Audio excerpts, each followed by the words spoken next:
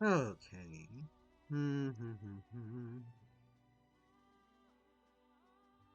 Mic check. Mic check. Oh wait, it would have mic check.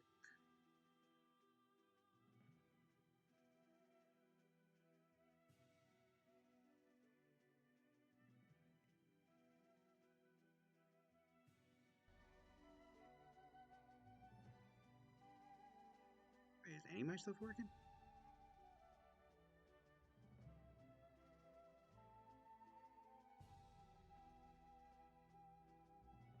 Maybe I should check. Maybe I should check.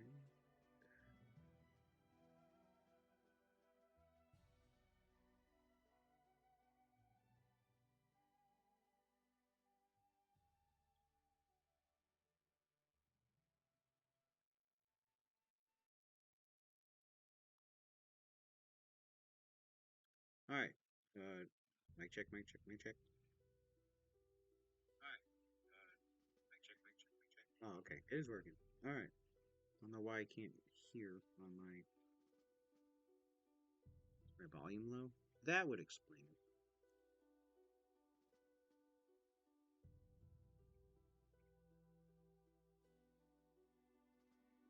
All right. All right. Cool.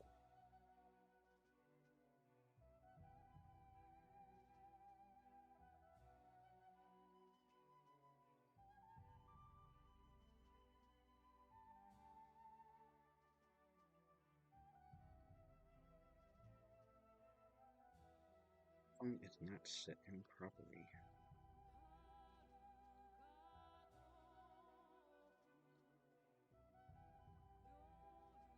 Why is that? No.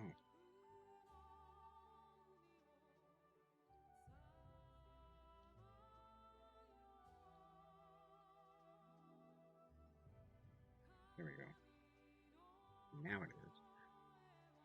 Okay.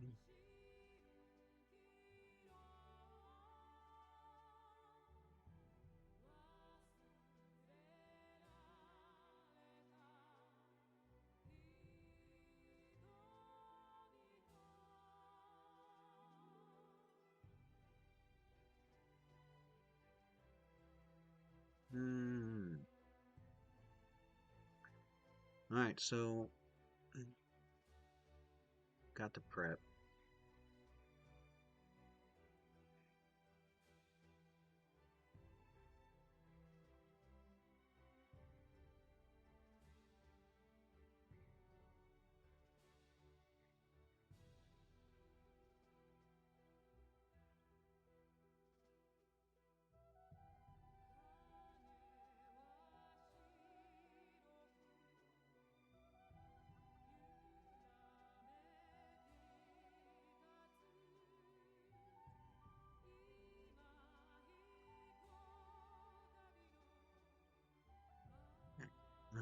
The spires.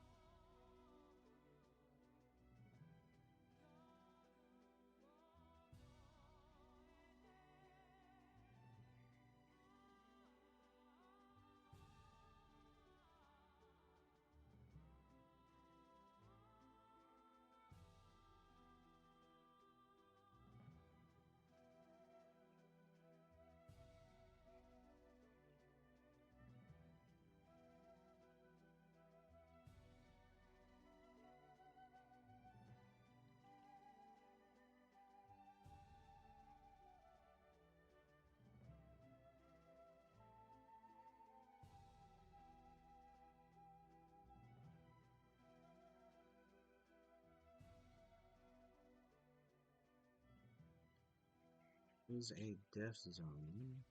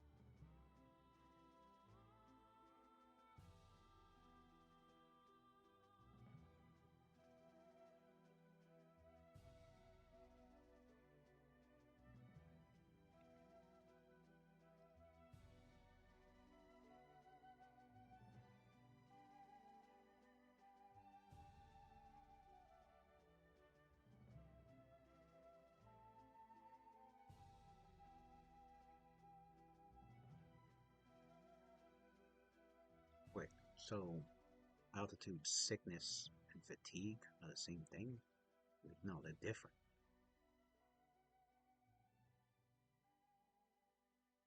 Or be fatigued.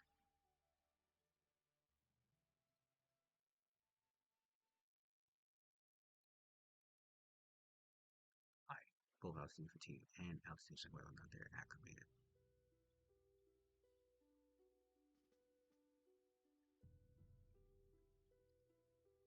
Okay, so then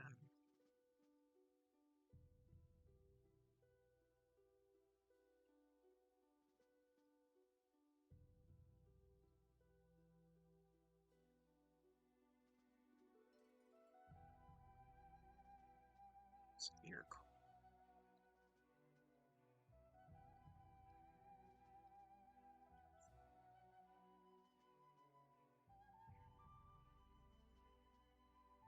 Severe cold and not extreme cold?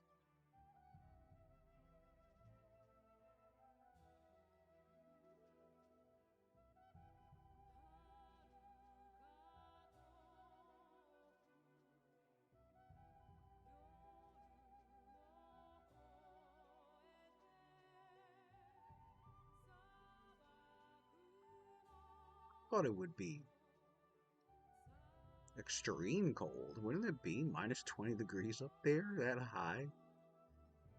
That would be crazy.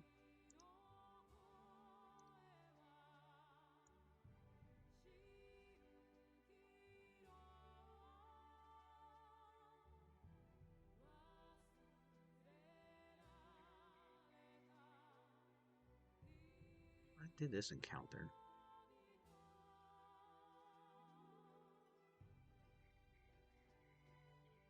The wing spiders.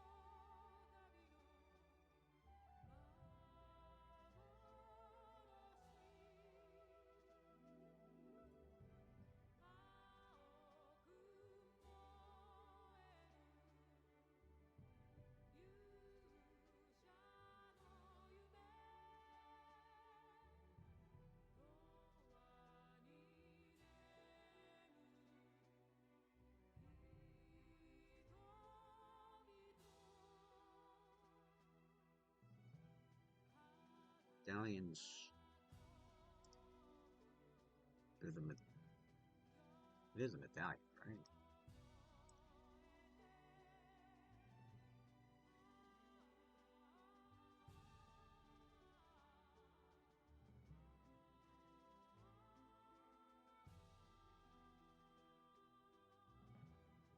Either one. Okay.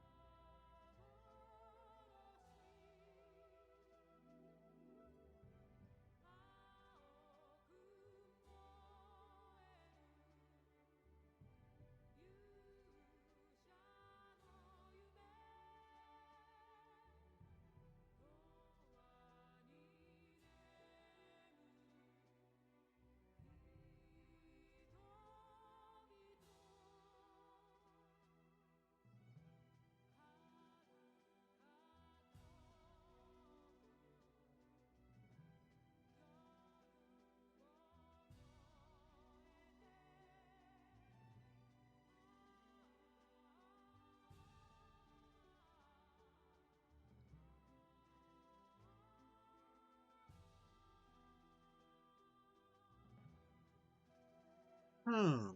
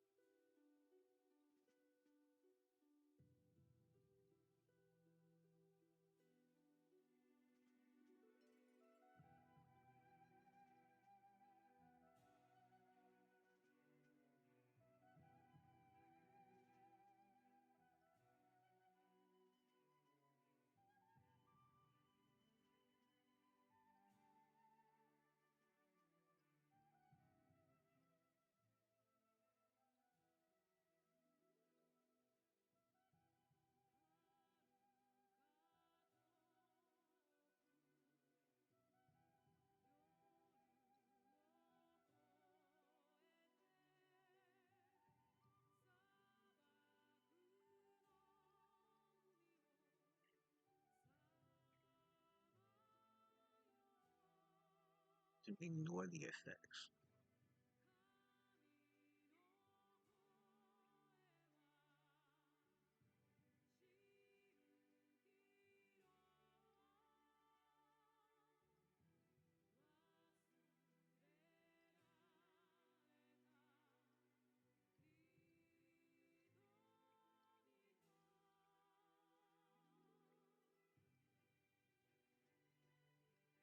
Is that only when you're inside?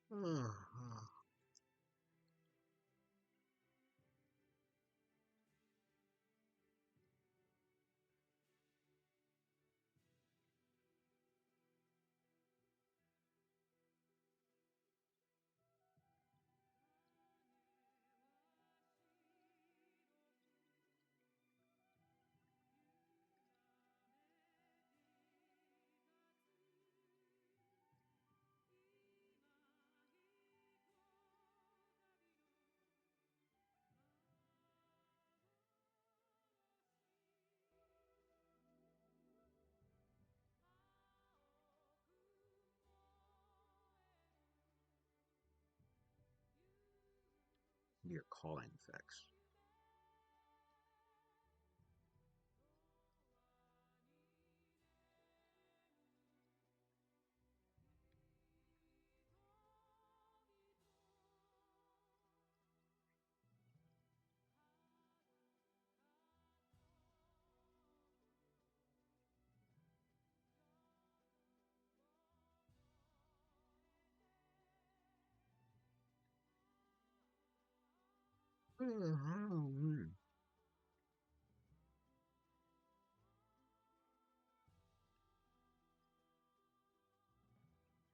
Okay.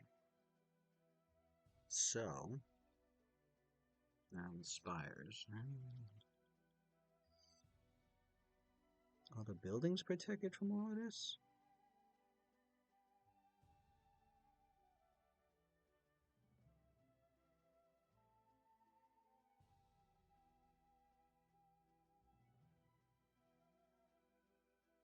Because I doubt everybody. Hmm.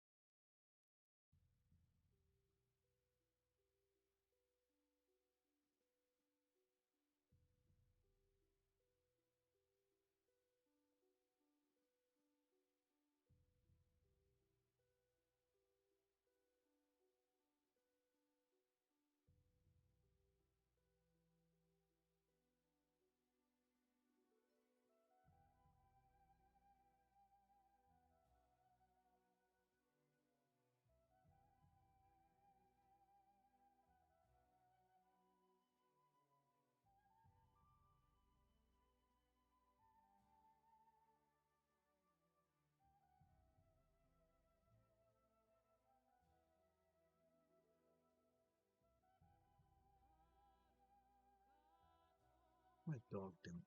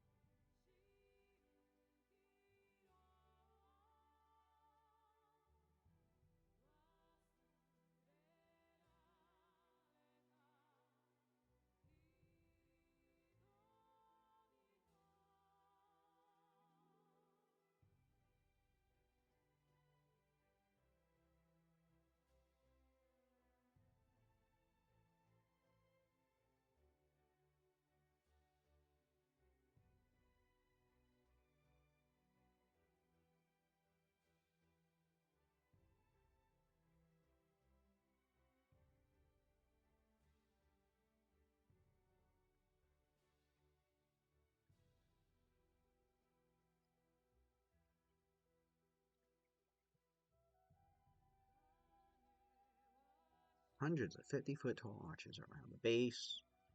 Lounge axis, which is a huge circular room that once held the room well. Shifted.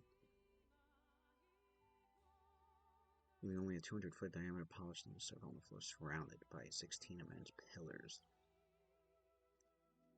Or a central column that itself extends all the way up, more than 2,000 feet above. Damn.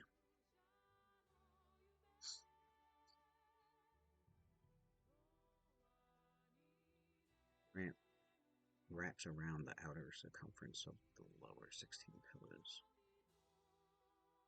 up to the central column.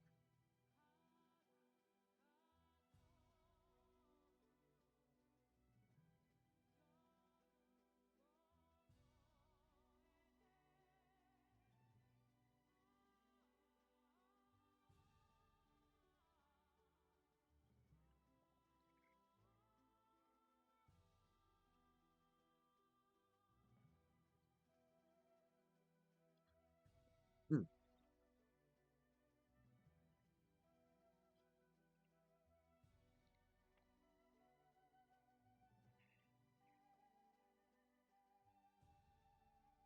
Huh?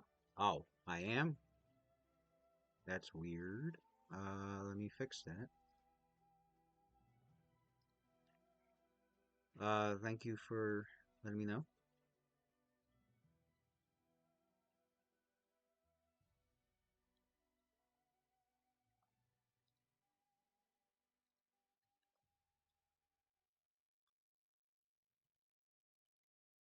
See, I had my mic. Let me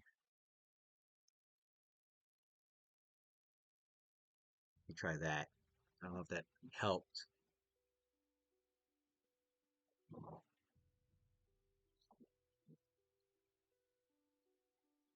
Hope it's not too loud. Um, Actually, no, I had it higher than that before. Try 150. Oh, it sounds good now. Okay, I'll leave it at I'll leave it at 130. It's at 130%. I don't know why I had it at like 50 because I thought it was too loud before, but welcome. I am in the middle of reading Rise of the Rune Lords for Pathfinder, as I've got a game this Tuesday. Uh, that I that I stream every Tuesday at 9 9:30, 10 o'clock um Central Time, and it's going pretty good. Um, we are in the final stages of the campaign. They the players are about to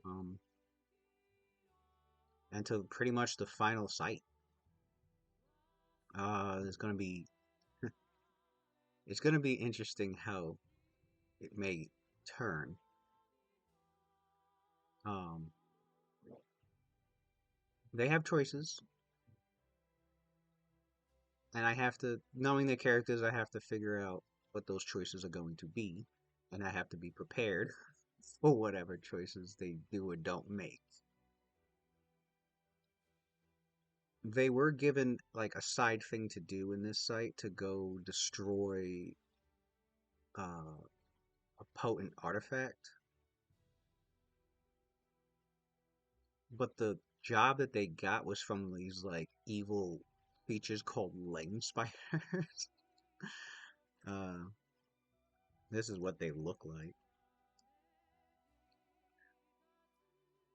but from the conversation they had with the lane spiders, I think they're gonna follow through with it because they asked the lane spiders like, "Why do you want this destroyed?" And lane spiders gave them a reason, but then the players were like, the ones with a high sense motive skill, which is like I don't know what system of game you play, but um, if you play fifth edition, it's basically like an insight check. The ones with the high sense motive, I think they rolled their checks, and I was like, the Leng spiders. I mean, Leng spiders have a really high bluff skill to counter their sense motive, but it wasn't used. The Leng spiders were telling the truth, but and I told the players, I was like, you don't sense any deceit, and you don't see. I mean, despite the Leng spiders being vicious, nightmarish, evil creatures from another plane of existence, they seem pretty genuine about not knowing what this device is for. It's like it's some sort of magical device they need to destroy. So I have a feeling they're going to go and look for the device and destroy it, which means they're not going to go straight to the big, like the big bad enemy of the whole campaign, because they easily can uh like sneak through the place, um and just go straight to the enemy. It'd be tough, but I think it's possible they can. But I don't think that's what they're gonna do for sure. They're gonna want to try. They're gonna look for this device, destroy the device, and then go after him probably. Or then again, they might just go for him and just be like, you know what, we'll destroy the device afterwards. Let's just go take care of him. That's another possibility. But really, there's only two things I need to worry about. Either they're going to have many encounters, or they're going to go straight to him. Um, One makes my job easier than the other. If they find a way to get to him without dealing with any encounters, really, that would that would entirely be best. Also, actually, because the book does say that the enemy Karzug can, if the PCs don't defeat some of the enemies, some of those enemies can actually come to back up Karzug, the main villain. They can actually come and back him up. So then the characters actually end up having to fight some of them anyway on top of the enemy, the main enemy. So which would make the fight insanely hard. It probably would kill them, honestly.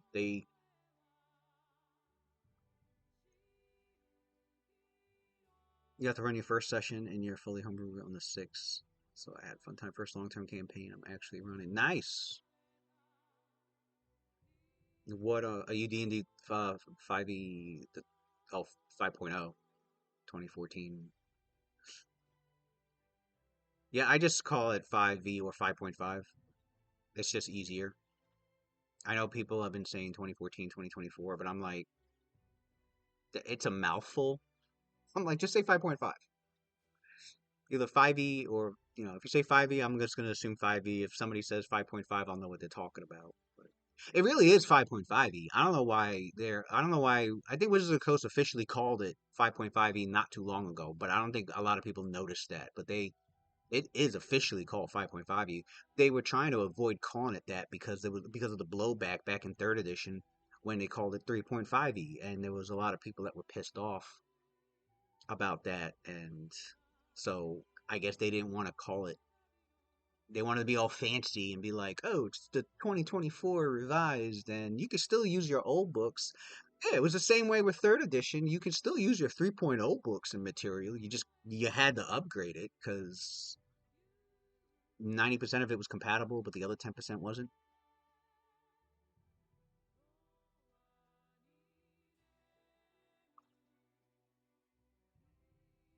Oh, my bad. Um, repeat the question. Okay. No, I was gonna ask what system, and then I saw that you said fifth edition. Um, the 2014 5.0 5e. I'm honestly I'm surprised because when third edition came out with 3.5e, everyone switched. There were very few people that stayed with 3.0. But I noticed a lot of people with fifth edition, they don't want to go to 5.5. And I don't know why. I haven't had anybody really like explain it to me very well because I know the differences and my I don't run it. I mean, I ran it with my kids. I don't really run or play fifth edition. I know a lot about it and I've read it. I've read both, core books and so I know how the game is played and I know the rules. But I don't know. To me, the 5.5 looks way better, in a lot of ways. And if I was to run a 5e game, I'd be running 5.5.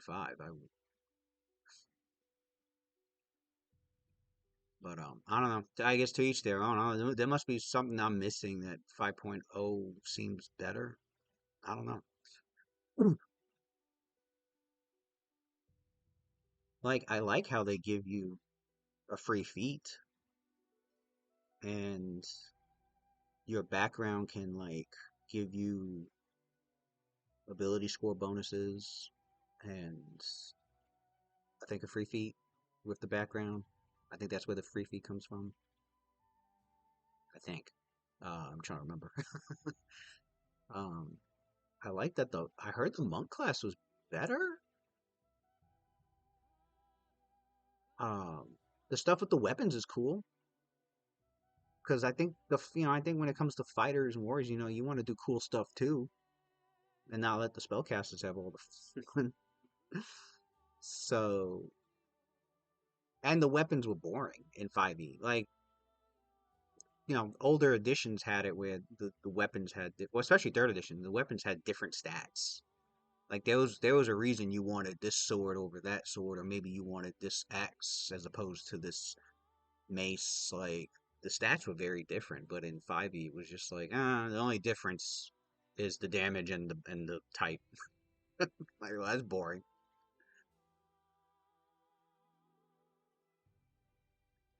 What else in 5.5? Uh, some of the spell changes. They made it hard to counterspell. I think I heard. No, yeah, I did read that. They did make it harder to counterspell. I think instead of it being a spell, you have to use the same slot or something crazy, something weird like that.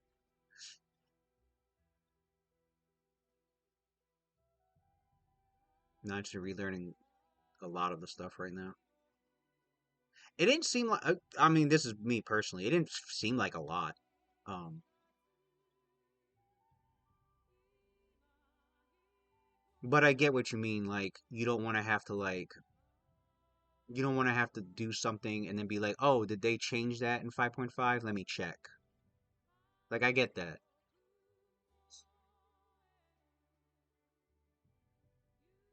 I know when 3.0, when third edition came out, and then they announced 3.5. They announced 3.5 like 2.5 years because you guys didn't get a new edition until 10 years because 2014 5.0 and then 5.5 came out 10 years later. Honestly, I think it should have came out earlier, but I can understand why they didn't do that and they waited 10 years. They were worried about pissing too many people, which is funny because half the people aren't using 5.5 anyway. So waiting 10 years or waiting 2 years didn't fucking matter. You're gonna have people that don't want to switch, but I don't know. You have to if you want the new shit. Although a lot of 5.5 stuff you can use in your 5.0 games,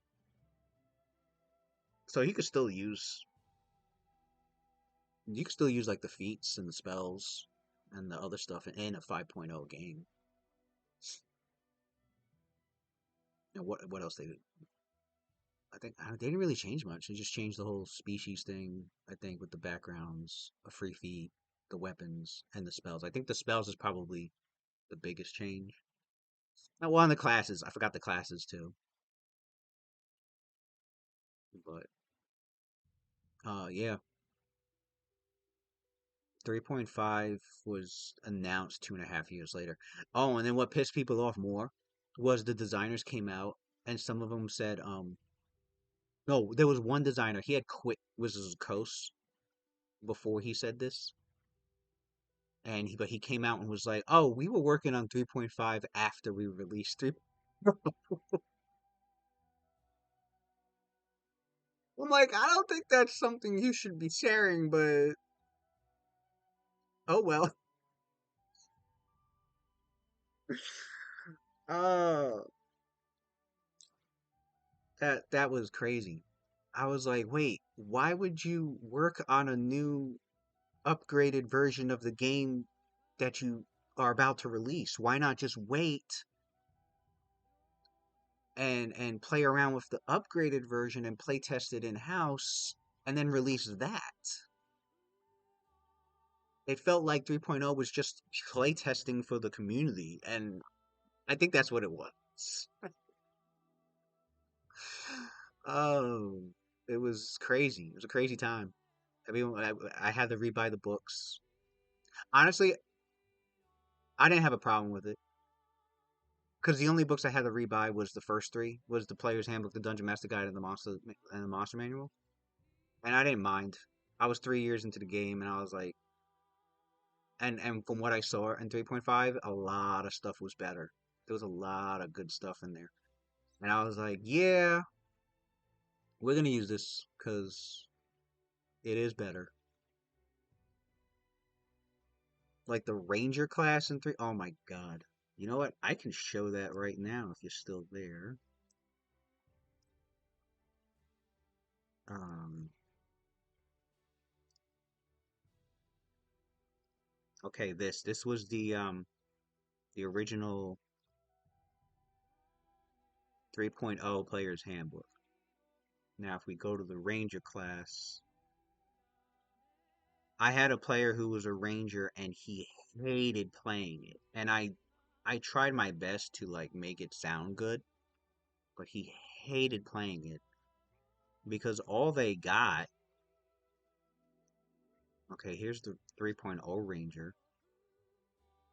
All they got, right, was like they get the track feat for free, which made them better at tracking, and favorite enemy, which I think I don't know if they call I don't know if they call it they don't call it favorite enemy in 5.0. They call it something else, but basically you choose a group of enemies like giants or dragons or undead, and like you get a bonus. You get bonuses to combat those enemies. Um, but yeah, that was all they got, and they had magic. Okay, they had like up to fourth level spells.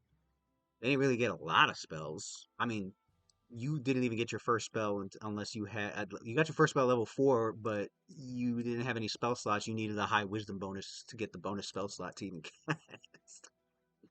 So rangers needed high wisdom. They needed high either strength or dex, or really high dex, high wisdom. Um, but honestly, it was basically the fighter class with less feats. That was it. It just felt like a fighter class with like almost no feats. Barely, like this, like 7 feats throughout the 20 levels, and some magic, a little bit of magic. Wasn't even like You got to be very careful with what spell you were going to prepare for the ranger that day. Um, he hated it. He hated it. I was like, "Come on, you can cast entangle. You know how many times?" Because he loved the entangle spell. I was like, "Look how many times your entangle spell has helped." He was like, "Bro, I could only do it once or twice. Like, what the?" Oh, it was hilarious. So then we have this, right? And then here 3.5 comes out, right? He was the happiest he was the happiest player there because now we open up the 3.5 book.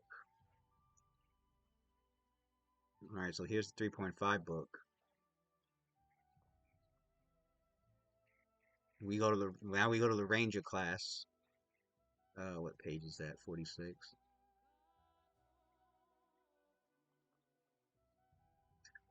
Look at the difference.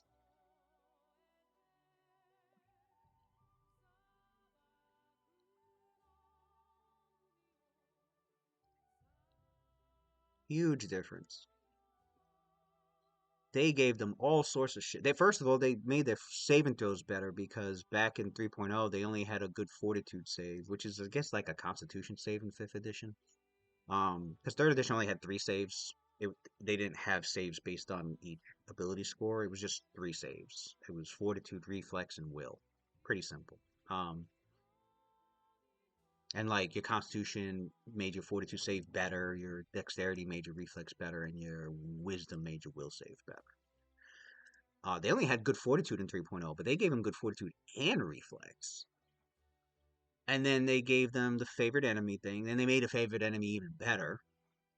Then they gave them wild empathy, like just like the druid. They gave them the track feat for free as normal. Even their spells was about the same, a little bit the same. I think they made it a little faster in certain areas, but they gave them an animal companion. They gave them the endurance feat for free. They gave them combat styles. You got to choose either two weapon fighting or archery. And if you chose archery, you would get bonus feats that would like enhance your archery. Or if you chose two weapon fighting, you would get bonus feats that would enhance your two weapon fighting. They had woodland stride like the druid. They got better at tracking. They evasion was like a really good one. That would, they have that, and yeah, they have that in 5e where you pass the dex and you take no damage. It was the same thing in third edition. You pass your reflex, you take no damage. Um, Camouflage and hide in plain sight were crazy. Camouflage is you can stealth without needing um without needing concealment or cover. Like you didn't have to hide within or behind anything. You could just make the stealth check wherever the fuck you were at. That was a holy shit. Although I think it had to be a natural setting. Uh, yeah, had to be natural terrain. You can use the hide skill in any sort of natural terrain, even if the terrain doesn't grant cover or concealment, which we were cracking jokes about because we're like, man, if you were hiding in like a grassy plain area, you can make your hide check just laying down on the ground and not being noticed. If it was high enough, that would be hilarious. And then hide in plain sight was even crazier because hide in plain sight allowed you to make a stealth check even if the enemy was aware of you. Because in three, I forgot how stealth works in 5e. I think it's the same.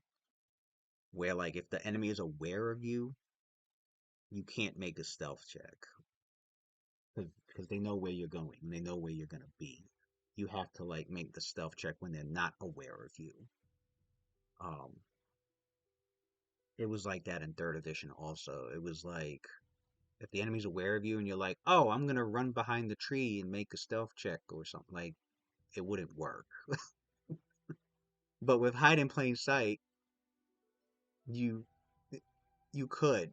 If it was in a natural terrain, even if the enemy was aware of you, like they'll see you 1 minute and like all of a sudden you duck behind some trees and they know you went there, but they go to try and find you and you're like they can't they have problems finding you. Like Or like you just kind of like vanish in front of him, like, oh, where the fuck did they go? I thought he dove in those bushes over there, but now I think he's up in the tree. Or that was pretty cool that they did that.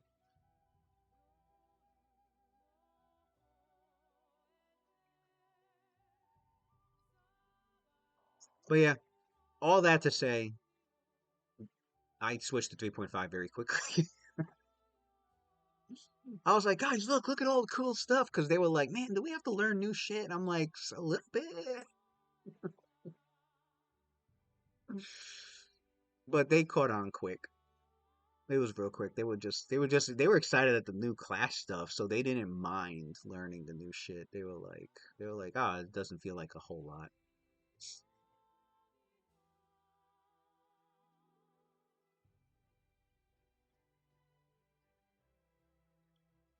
Um,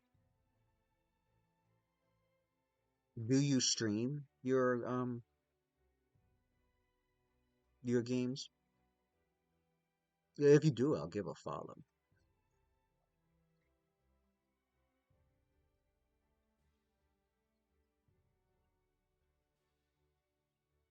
I usually try to like connect with like smaller streamers and help them out. I don't really follow too big of I don't really follow like the huge streamers much. I mean, what help do they need?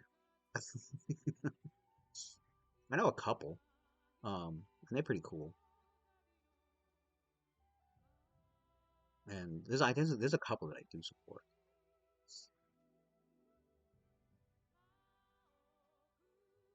All right, cool. Let me check that out.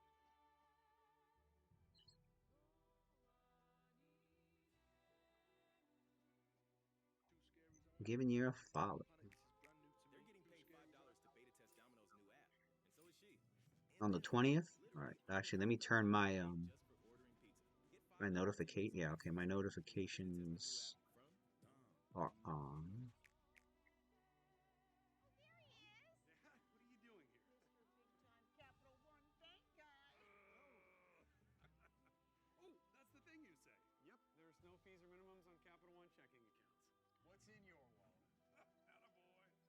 Commercial playing.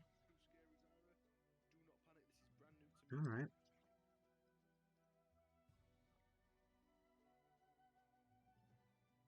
Yeah, I run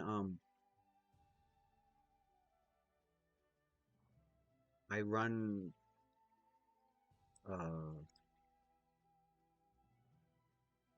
well, third edition game, 3.5 edition games, and Pathfinder first edition, and I mix them up. I do a mix. With the game stuff, I use a lot of Pathfinder first edition stuff in my 3.5 games, and I use some 3.5 D&D stuff in my Pathfinder first edition games. Um, because they're really close to being compatible. Because when Pathfinder First Edition came out, that was their number one. That was like it was like four. They call it the four pillars of um of creating the system, and one of the pillars was to be as compatible as possible with 3.5 because they wanted to attract all the 3.5 people that didn't want to play fourth edition D&D, which nobody ever talks about because it was a trash edition. I don't know if you liked it. No offense if you did like fourth edition, but it was bad. It was I saw the previews. I didn't like what I saw from the previews. I'm like, this is gonna be terrible. And then it came out. It only lasted about 4 or 5 years, and then they dropped it. And I was like, yeah, because you try to make the game into an MMO on paper, and it was stupid. Only 5 years. Yeah, fourth edition was terrible. Terrible, terrible. Just like I said, imagine like a very simple MMORPG and and put it on paper and dice, make it into a paper and dice game. That's really what it was. It was horrible.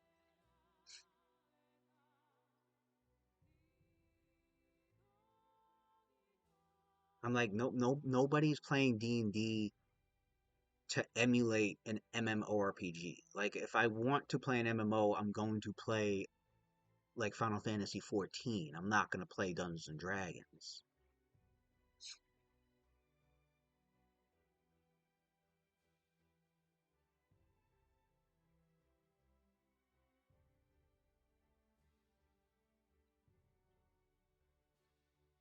But yeah, so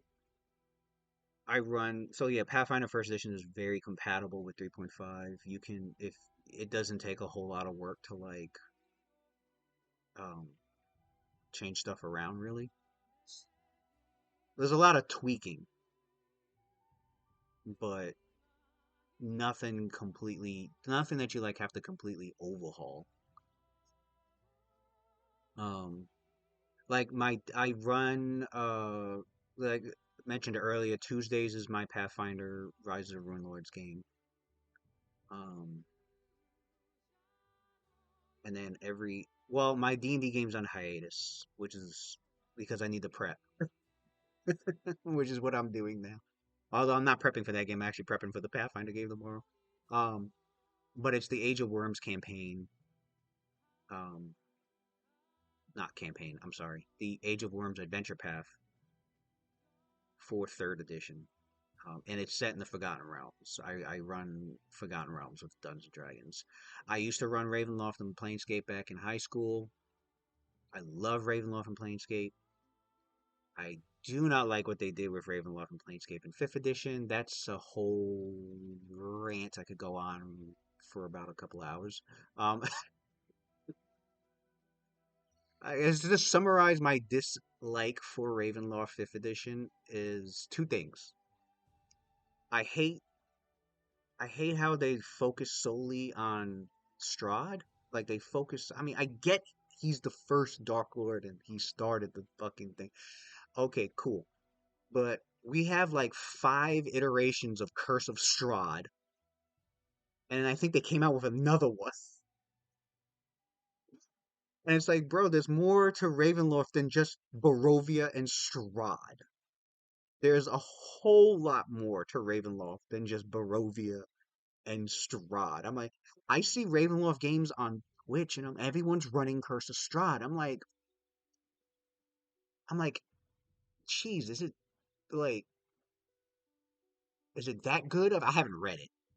I'm like, is it that good of an adventure that nobody wants to run anything else Ravenloft related? Or, geez, I'm like, are there any other sites in Ravenloft to adventure in? Um, there are.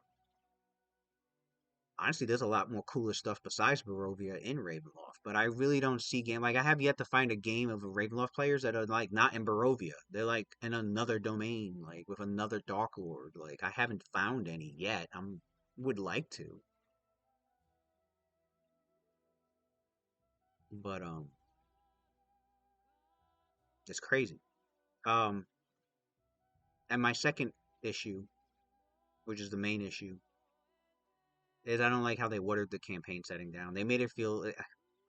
I call it the Scooby Doo version of Ravenloft because it really feels more Scooby Doo with the horror than it does with like real actual horror, gothic, dark horror.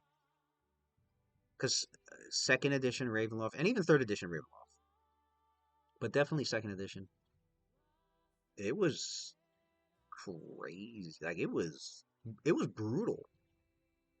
It was brutally horrifying. They had they made it.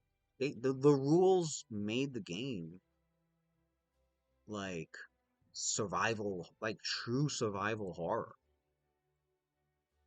Like it wasn't just you had to survive physically, you had to survive mentally. And they took that away in fifth edition. Now they have like a stress check or whatever the fuck it's called.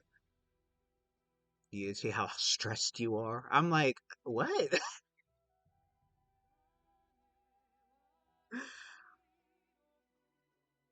In second edition, it was you had 3 checks.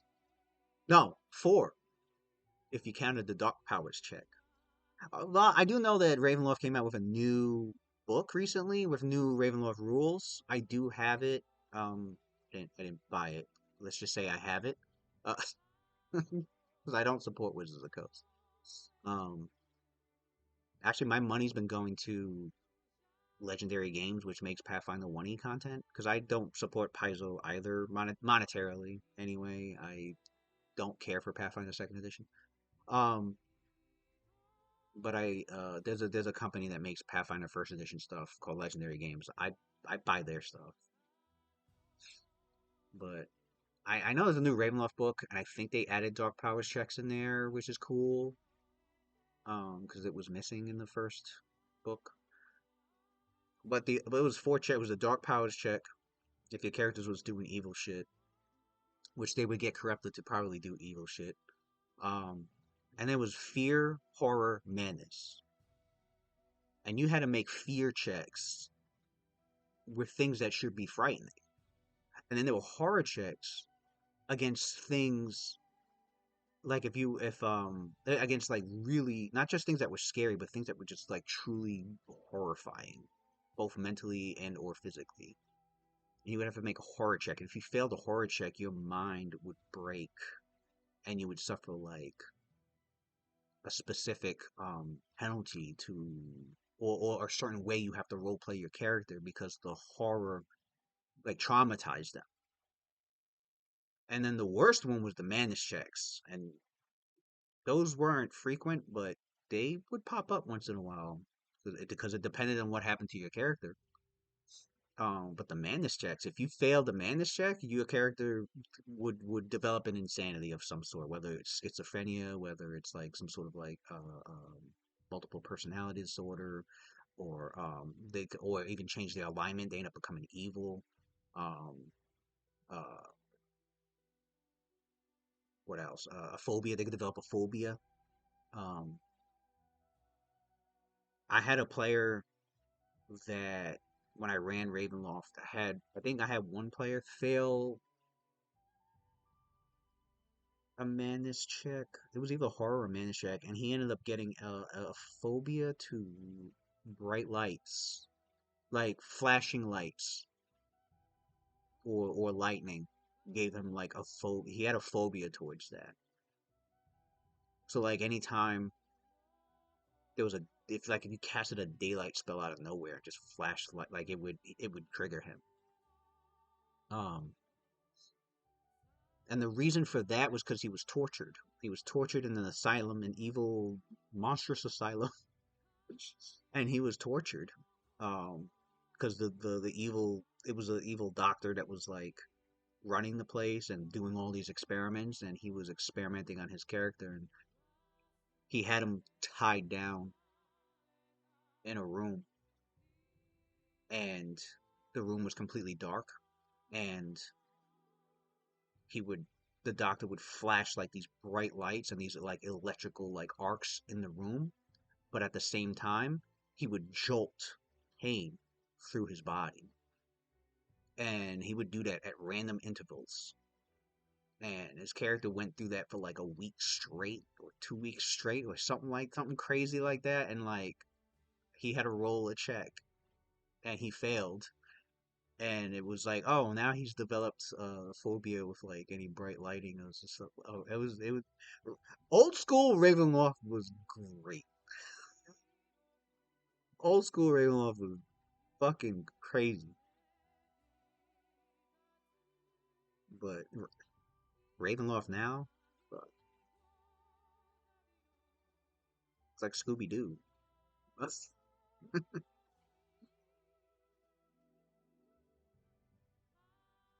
I didn't like a lot of the content that they changed around with Ravenloft. I was like, this doesn't feel like a horror game.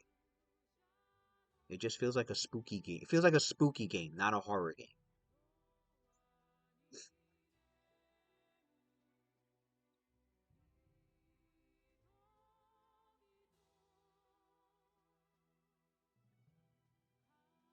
And Planescape was my other one. Love Planescape. I haven't read the 5e Planescape. I have it. I just haven't read through it because I mean, man, I love Planescape to the point where I've read all the Planescape books like 10 times over. I haven't recently. I haven't been in a long time, but back in high school, I was just reading it over and over and over and over. Because it was just that good. But at the same time, it was just so much to know that like I didn't want to forget things. I was like, oh, I'm gonna read this book again.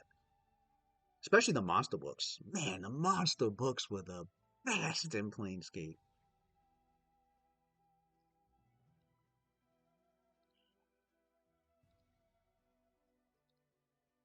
I can actually probably pull up and show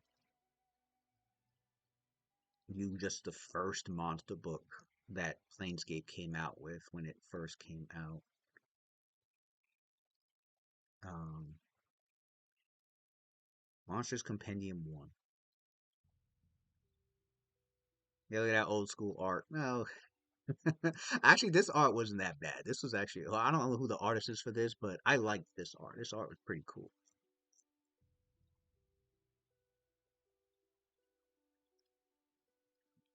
But yeah, the Planescape Monsters Compendium.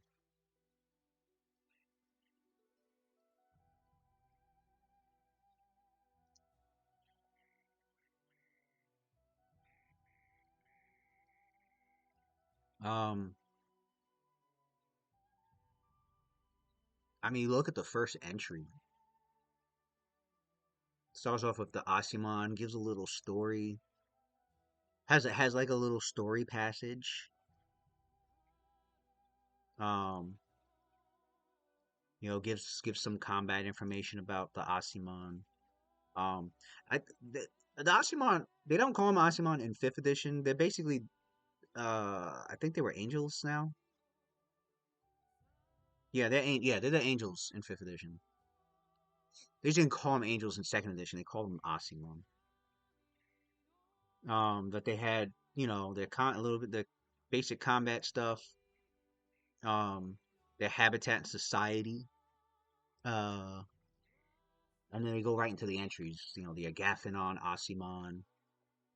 And man, they go in deep. They talk about the Agathanons. They give you their combat info. They give you their habitat and society, and even their ecology. They give a little bit of like the ecology on the creatures. I mean, all the second edition books were like this, but the monsters in Planescape was just so fucking fascinating. It was just so weird, quirky, crazy. Uh, that was the Planetar. There's the Solar. That was the original Soul art for the Solar Angel. Animal Lords. And this artist was cool. This artist, Dieter Littman, his art was all over Planescape. The Cat Lord, the Hawk Lord, the Lizard Lord, and the Wolf Lord. I think the Cat Lord has stats in 5e, but I don't know if they've talked about the Cat Lord in 5th edition. I think they have. That's usually the one they always. The Beatazu, aka the Devils. Uh, you might know some of these. I think these are the Barbazoos.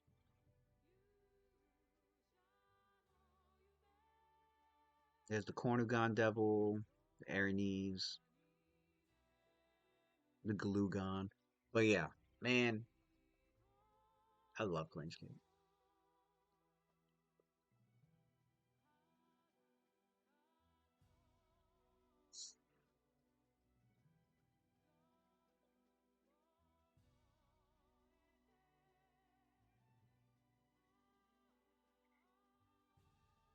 My Age of Worms games is it's every other Monday, every other Thursday. When I get back to it, I'm gonna probably 2 more weeks. I'll start my Age of Worms game back up. Um, and I flip flop. I'll do 1 week Thursday, 1 week Monday. I do that because of players. The player schedule.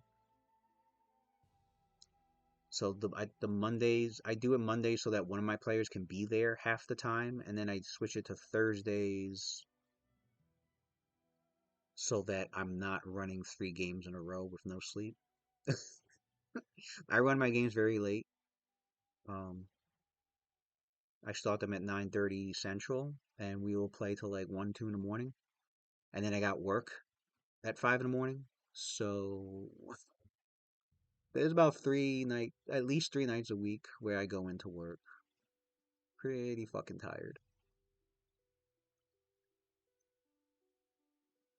Um, I do have an every other Friday. That one is also Dungeons and Dragons. That one's not set in the Forgotten Realms. That one is World Serpent Tales. That one's a more freestyle sandbox world hopping kind of game. Right now the characters are in the world of Galarian, and then once they're done with that, I don't know what world I'm taking them to next, but it could be Forgotten Realms, it could be Ravenloft, could be Planescape, could be Dragonlance, could be Greyhawk. But that's the group I'm having like world hopping pretty much. It's Planescape adjacent, I would say. Um, and then every other Wednesday, I'm not running a game. I'm actually playing in one. Starfinder, which is the same as Pathfinder but set 5,000 years in the future. Um, it's basically it's a sci-fi fantasy version of Pathfinder. Um, like heavy sci-fi fantasy.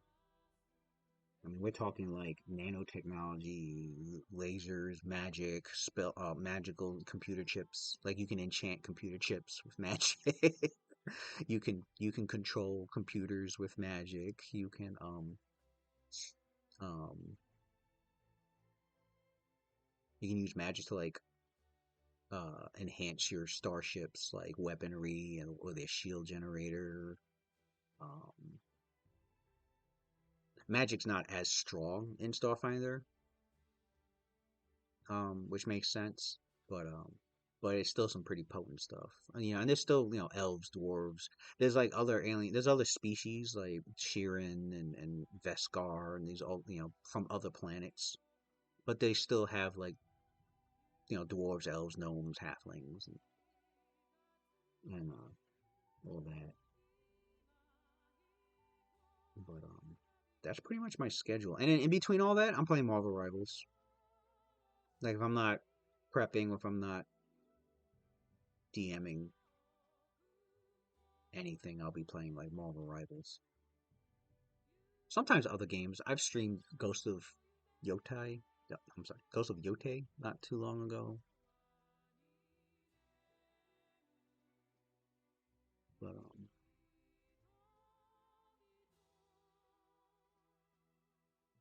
in any case, good luck on your future time as a new DM for your homebrew. If you have any questions or advice that you need, I'm here for it. Custom settings in the desert 98% of the time, which has made it a unique challenge to build a decent. Neglected them aside from Yuanti, which seems to be just. You know what? I'm glad you brought that up.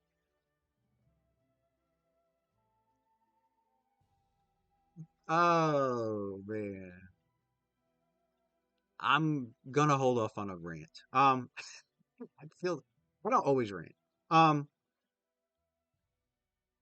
but when I do, what I'll say is this: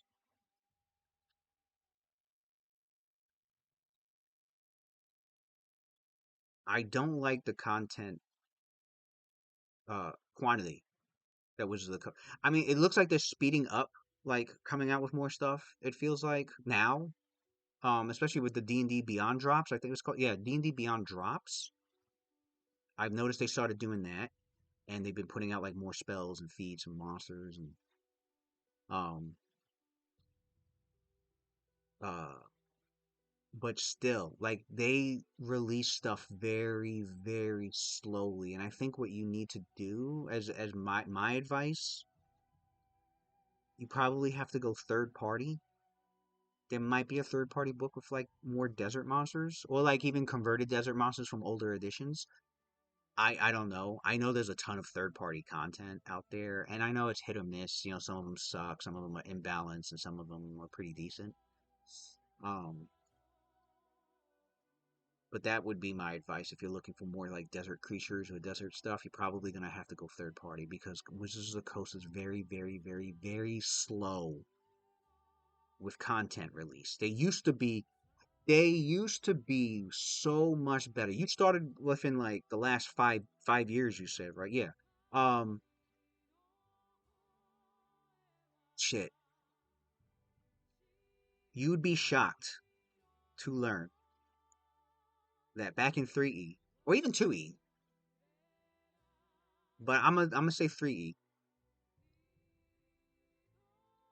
Yeah, we were getting at least 1 to 2 books per month.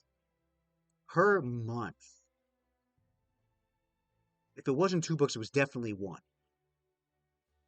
Um, we were also getting Dragon Magazine and Dungeon Magazine. If you had it was worth getting some subscriptions to those. Those magazines were fucking amazing. Dragon Magazine had like all different kinds of content. It had like new spells, new feats, new like it had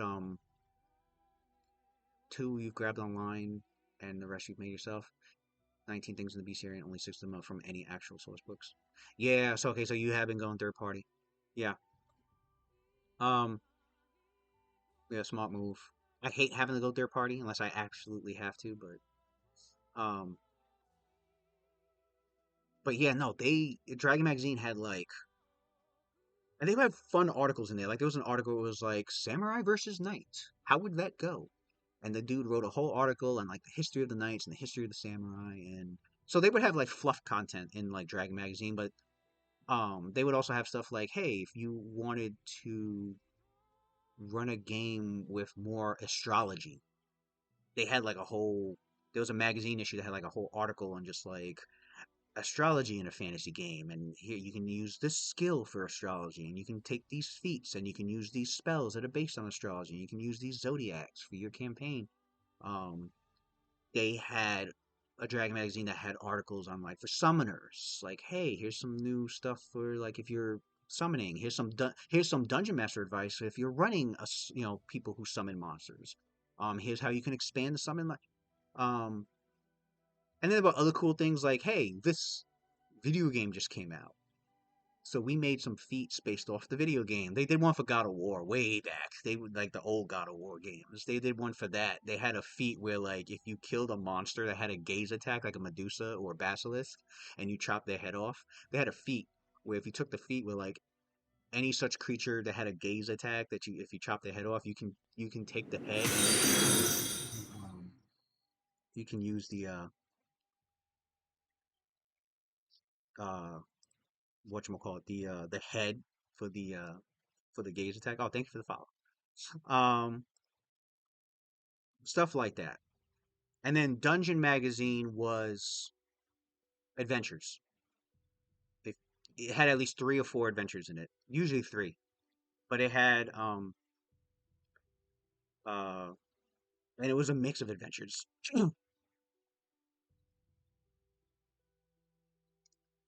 um, Sometimes it'd be an adventure from Forgotten Realm setting. Sometimes it'd be an adventure for like a Dark Sun setting. Sometimes it'd be just a generic adventure that you could stick in any campaign. But man, the you would get poster maps. Like you would buy a book and there were poster maps in it. I still have. Well, I'm not gonna dig it out and pull it out, but uh, well, it might be. It might. No, it's not over there. I think I stored it so it didn't get ruined. Um, but anyway, they what else did they? Oh, and their website. The D&D. I would go to the D&D website all the time. Right now, there's no point going to.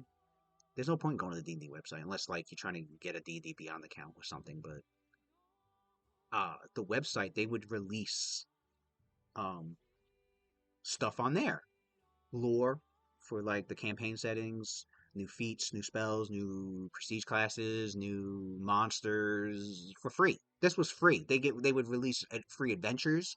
They had free web enhancements for your books. Like if you just bought I don't know, say you bought that what was that Fizzband's Dragon book. That Dragon book for that Fizzband's I forgot the Dragon book that came out uh for fifth edition.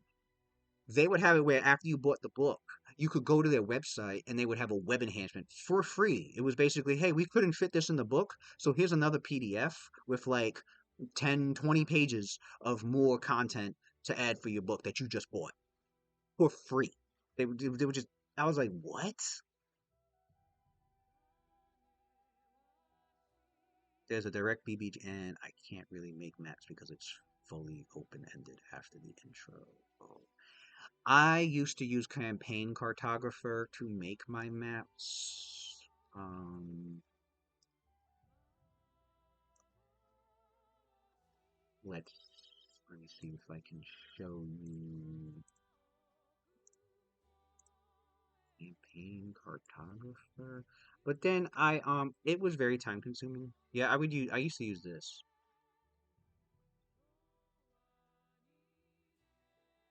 If it will load. Do they even exist? Why is it not loading? That's weird. Is the site there? Maybe not. Anyway, I would use okay, there it goes. I would use this was what I would use to make maps. I don't even have time to make maps anymore. If you do, I would suggest this. Lately I've just been grabbing shit online. Like I'll type in need D&D battle map in uh a hilly no a rocky desert and like I'll do all this and I'll grab like I'll be like okay this is a cool I like this what's this on Reddit let me I'll save that I'll upload it on Roll20 and um I don't got time to make math just um it was just very time consuming because I like detail and I had to balance between not a lot of detail to very little detail but Dungeon Craft and Wondercraft quite happy with my current overview. I never heard of a I never heard of a. I'm gonna assume they're better than Pro Fantasy because they probably because I haven't heard of them and they're probably very recent and um yeah I'm gonna bet they're better than what I'm doing than what I'm using. Oh, it's AI. Okay. Hey, I've used AI too when I absolutely have to. I've used AI for like NPCs or certain monsters. I've had to use AI for certain monsters. Like I needed a skulk, but I needed a vampiric looking skulk and I couldn't find one online. So I'm like, you know what? I'm gonna just search. I'm gonna just take a skulk and just hey, make this look like a vampire, and there you go. Uh,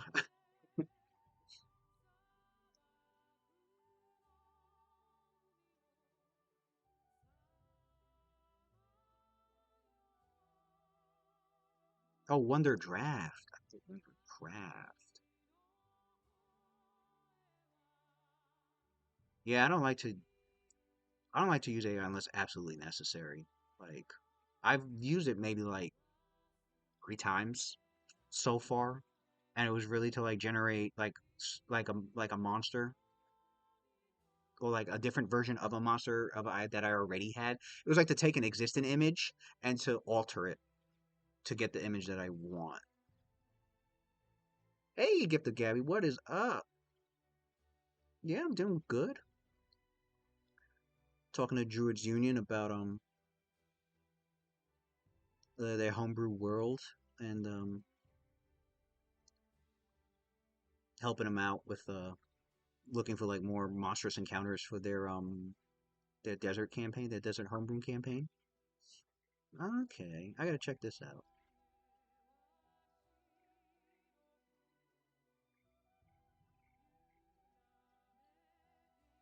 Oh, this is pretty neat. Oh yeah, because you have a homebrew world, so you need to like make world maps and stuff. That's right. Yeah, the only maps I need is like battle maps or um maps of like small locations, like like an abandoned shrine or an old ruin or whatever.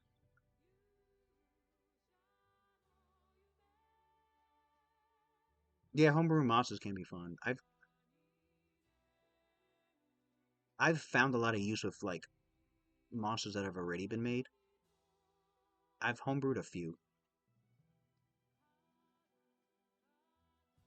Well, I'll take an existing monster and change this shit around. I run published worlds. I run Galarian for Pathfinder and Forgotten Realms for Dungeons and Dragons.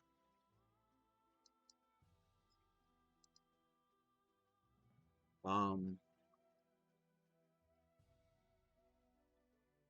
but before I forget, Druids Union. I know I went on like a tangent. I have a bad habit of that. But to get back to your original thing where you were saying um the content that Wizards of the Coast is poorly letting out, um they actually back in third edition they made a book called Sandstorm, and the entire book was all desert based. Have a look. I'm going to pull it up right now.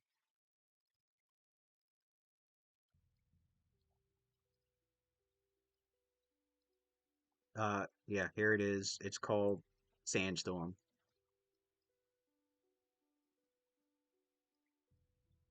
Although this is third edition, I don't know. It's not going to be much help with uh fifth edition unless you like to convert shit. But the whole book was based on just desert terrain, desert everything.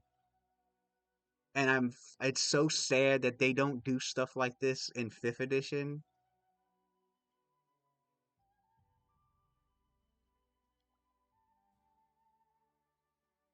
Because I'm gonna let you guys know this. I love psionics. I like that it's like an alternative to magic. I like that it works side by side with magic. I like the whole psychic power kind of shit, right? And I like what they did with it in third edition, where they tied psionics to like crystals, that which made it even like more fun and cool and like unique. Um, I love psionics, and so when third edition came out, they had the psionics book a year later. 1 year later, they had a psionics book, not with one, but two psionic classes. They had the Scion and they had the Psychic Warrior. And you know what? I'm gonna pull it up. But you know what? Let me show you the Sandstorm thing first. But yeah, um, look at what it has. I don't know if it's really legible. Okay, I hope it's legible. Um, if I zoom in a little bit. Um, Supernatural waste hazards, black sand, devil dunes, diseases, fey oases, moon dust. So like these are like different like supernatural hazards you could have in your desert campaign. Um, Wilderness terrains, um, new races, um, like desert based races. Like the let me go to the Asherati. Uh, they talks about mirages, getting lost in the desert, flash floods, um, the Black Glass Desert. Yeah, here's black sand. There's a mundane volcanic land sometimes feature black sand composed of sand other than its striking color. Such sand is no different. However, magical black sand is a vile peril, whether on the scoured surface of molasses or in where the plane of shadow overlays the elemental plane of earth, or in lands cursed by foul magic. Black sand is infused with shadow stuff and negative energy. A region of black sand literally swallows light. Magical darkness rises to a height of 20 feet over the surface. Nothing short of a sunburst spell can disperse this darkness, and even then only for a period of 1 hour per castle level. In addition, creatures that come into contact with the sand will take 1d4 points of damage per round from the negative energy. If you get to 0 hit points, you will crumble and join the black sand. If you want, Jurors Union, I can send this to you. No problem. Um, to wherever you want me to. Oh, I can provide a link to a Google Drive, my Google Drive, to download it. Um,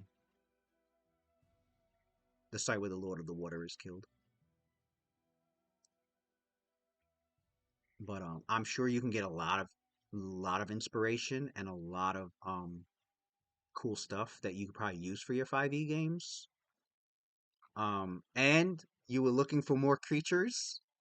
Let's go to the monster. Well, first they have the magic section, which is cool, and they have like drift magic, which was what is I forget what was drift magic. Drift magic is the process of tapping the natural strata and tides of magic inherent in large collections of sand, ash, and dust. Such gatherings speak to eons of time, weathering. So basically, sand desert magic. You have to take the drift magic feat, which unlocks the knowledge of the eternal desert. Drift magic is not a secret lore, in fact, information. Yeah, they had like their own little small subsystem of like using desert magic in this book, which was fucking cool. Yeah, some new spells: hydrate, tormenting thirst for bards, clerics. But yeah, you want creatures? Let's go to some creatures. Look at all the monsters that they had produced in this book in this sense. And but this is official Dungeons and Dragons, by the way. This is not like a third party.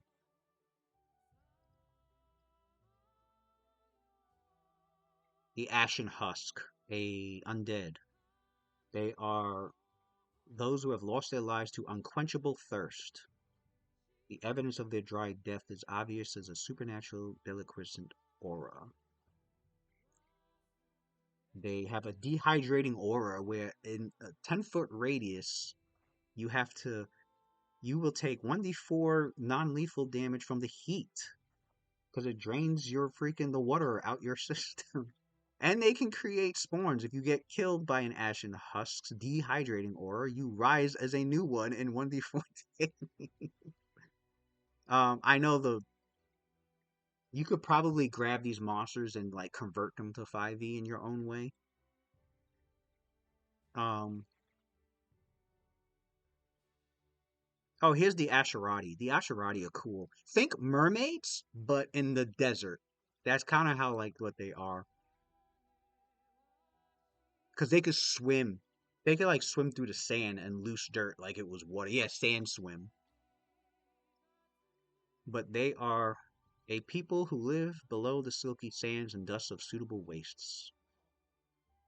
Actually, they have a whole race entry on them in this book. The Asherati, page 37. Yeah, the Asherati.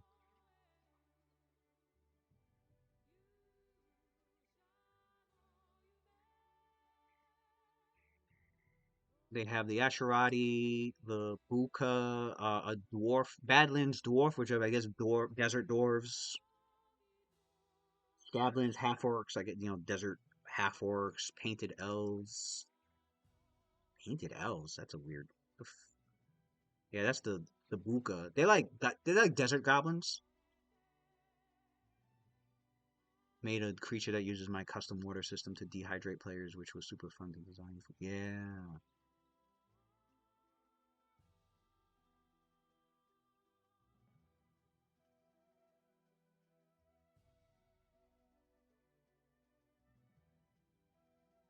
yeah. Because if you're running a desert game, you gotta get some like dehydration rules in there. Actually, they have a type of damage in from this book introduced like a new type of damage called desiccation damage, where it was basically damage that was done to you because of dehydration. Uh, desiccation damage, magical desiccation damage. They made it a new category of damage in third edition. Desiccation is not an energy type, but certain spells and effects can provide enhanced protection against plants and elemental creatures of the water subtype, especially vulnerable. Yeah, they have it where like plants and water creatures, I think, took like extra desiccation damage if you use like desiccation kind of magic on them. But I think like if you took desiccation damage, you were fatigued. So I guess in fifth edition that would be like if you had your characters dehydrated, they would take like an exhaustion level because they have like exhaustion levels, like what 1 through 6 in fifth edition or something like that.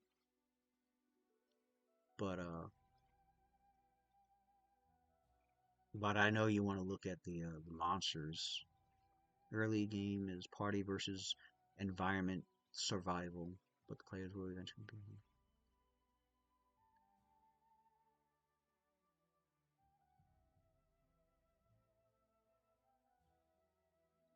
Oh, that's cool. Yeah, early game, yeah, it would be because they wouldn't have the resources as much until later on. Yeah. Well, the magic, because magic can really change the whole thing around. Like with Ravenloft, if you have like immune to fear, which I mean, I guess to go back to Ravenloft real quick, I always found that weird because it's supposed to be a fear-based game, but in 5e, Paladins still have their immunity. Like, was it Paladins? Anyway, you can still have immunity to fear. It wasn't like that in second edition Ravenloft. If you played a Paladin in second edition Ravenloft, you did not have immunity to fear. You had a bonus to your saving throws against fear stuff, but you did not have an immunity to fear, which makes sense. It's supposed to be a horror gothic fantasy game. If you're immune to fear, you just ruined the whole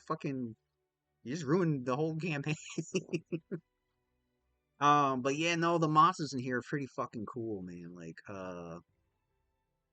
ashworms.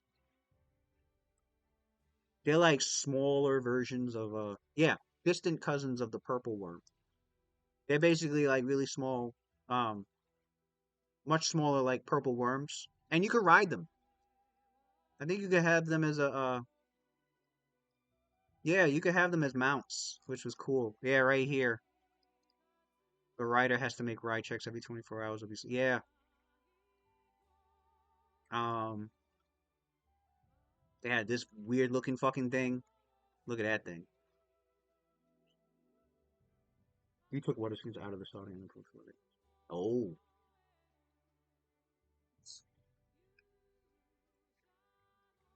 the fuck it. It's a Camello Pardel. It's a solitary being that inhabits a waste territory, browsing on its scant vegetation and protecting smaller creatures. Oh, this is a good creature. It looks evil. It looks like no, this is a good. They guard creatures of the waste. These are like good natured creatures that help people in the desert. You might have something. You might be able to use this for your campaign. Um, the Camelopardal. They're magical beasts. They can create a haboob. That's such a funny word. I didn't know what a haboob was until I read this book. It's like a mini dust devil. It's like a dust. It's like bigger than a dust devil, I think, but smaller than a tornado. Like in the desert. It's like a dust devil in the desert, I think. Of the beat things from Kenshi.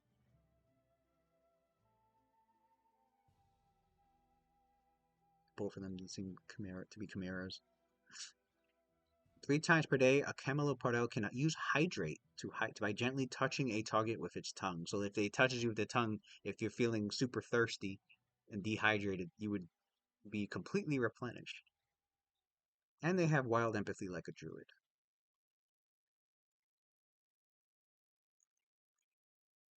Something like this in 5e would probably be Fey, because it mentioned speaking Sylvan, either Fey or I forgot the creature types.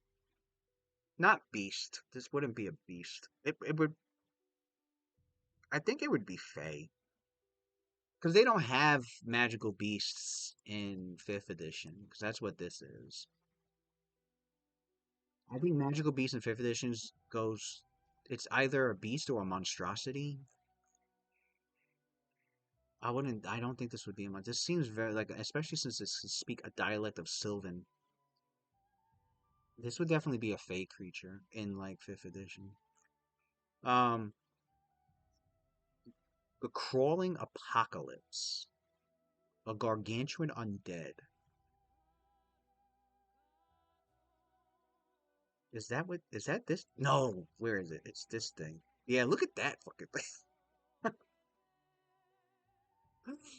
Oh, it's like a giant kraken mummy because it can give you mummy rot. It's like it's got mummy abilities, but it's also like a giant fucking kraken.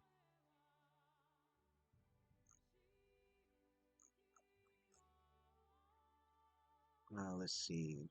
There's another race of creatures called Crucians. Um, the Cursed Cold One, Delusions. These are aberrations. Hey, they even got like aberrations you could probably convert to fifth edition for your desert campaign. They were once humanoids before their blood was cursed and their forms changed to suit their new reliance on warmth and heat. Such is their curse. Their bodies are heat sinks so much so that should they ever venture into an environment that's supposed to be too cold, they would freeze immobile, entering a timeless stasis until the surrounding they have such fucking cool ass fucking monsters. I swear to God. Um there's so many monsters in earlier editions that are not in fifth edition.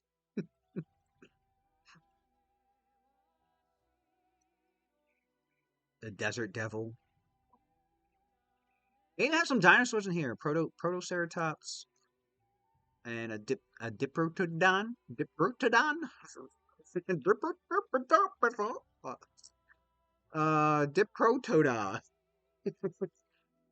Oh, they're like giant wombats. They're like prehistoric giant ass fucking wombats. I think, right? That'll yeah. Yeah, okay. Duh. Duh. It's right there in the description. A giant relative of the wombat. Um a dire hippopotamus and a dire jackal and a dire puma. Look at that dire puma. That is a puma, but a dire version. Oh, and a dire tortoise. I had a player that wanted one to ride. They wanted a dire tortoise to like ride through the land. He said, "Bro, can I ride a turtle? Like a giant turtle?" I said, "Yeah." I'm like, "Maybe you want a dire tortoise." He's like, I showed him this. He's like, "What?" Dire vultures, sand dragons. They do have a dragon. The sand dragons, they look cool. They kind of look like gold dragons a little bit because of the frills. Are they evil? No, they're always chaotic neutral. Their alignment always chaotic neutral.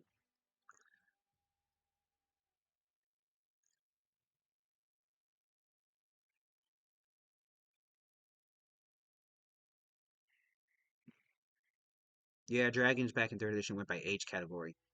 We had 12 age. I think in fifth edition they lowered it to like four. What? Young, adult, like old and ancient, or great worm. I have five, I think now. I don't know. They had 12. They had 12 back in earlier editions. Hello, Acrylics. How are you?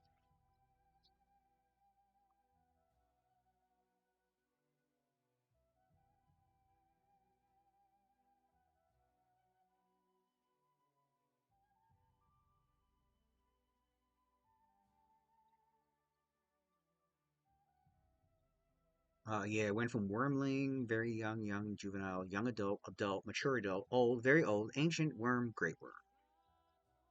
And then there was great worm plus, if you wanted them even older and more powerful. Um, which I like to do, because I like to torture my players.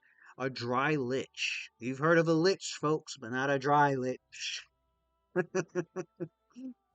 A dry lich is an especially horrid sort of undead spellcaster and the ultimate destiny of a walker in the waste.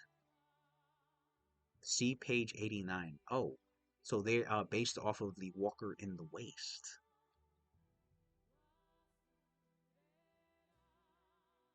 Creating a drive. Oh, man. I hate to go on rants. You know what 5th edition doesn't have? Monster templates. They have two, I think. And I think you're familiar with one of them. If you run 5th edition, you might be familiar with the Half Dragon. That's the only template that I've seen. I think there's a second one out there. I don't know what, but that's the only template I've seen in 5th edition was the Half Dragon, where you take it and you like you take the stats of the half dragon and you apply it to like a creature to make it into like a half dragon. Like a if you took the stats of the half dragon, you put it on a ogre, then you have a half dragon ogre. Can't wait for your next session on the 18th, One Piece D&D, and you're doing Pathfinder First Edition. Nice. I run First Edition Pathfinder also, and One Piece D&D. Is your One Piece D&D? What edition is that? Fifth edition or earlier edition? And do you stream? Because I would like to also check out your content as well if you happen to be streaming, especially your Pathfinder 1E game.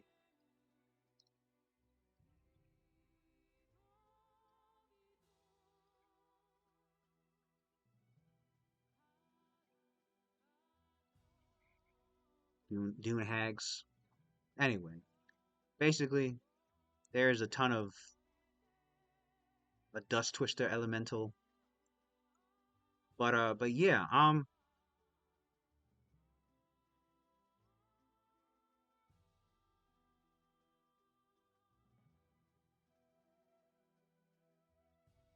you know what? I need to.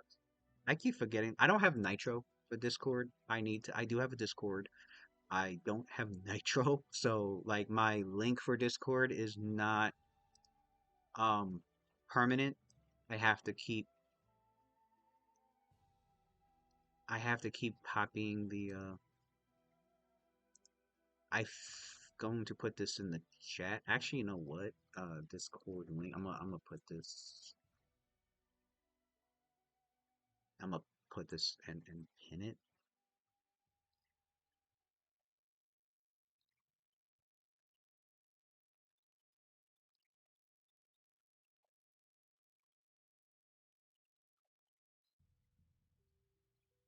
But Droids Union, if you're still there, you can if you have Discord, that's the link to my server, and I can send you like a Google. I can send you a Google Drive link to the books or to any book that you need. I will send it.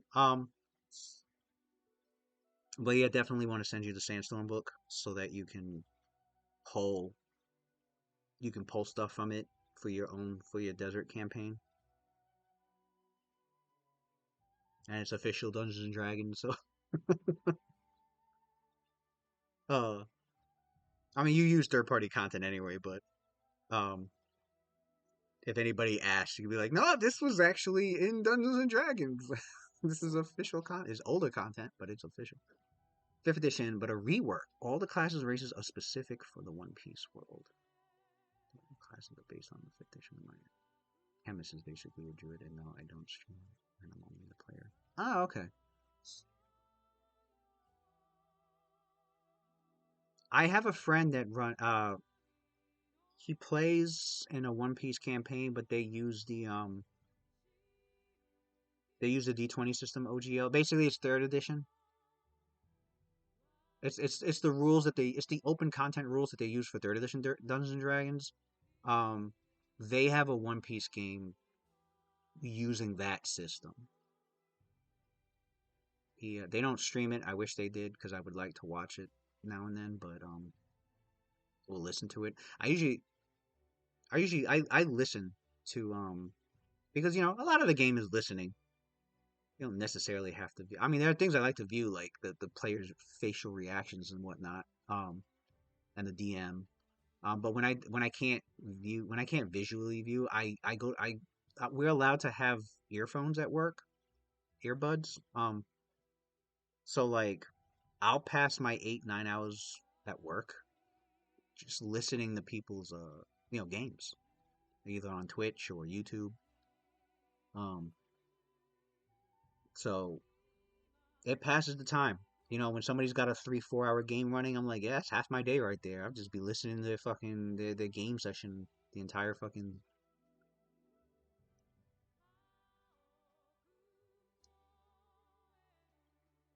the entire time.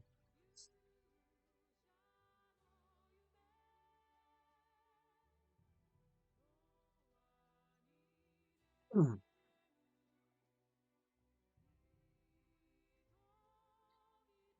Okay.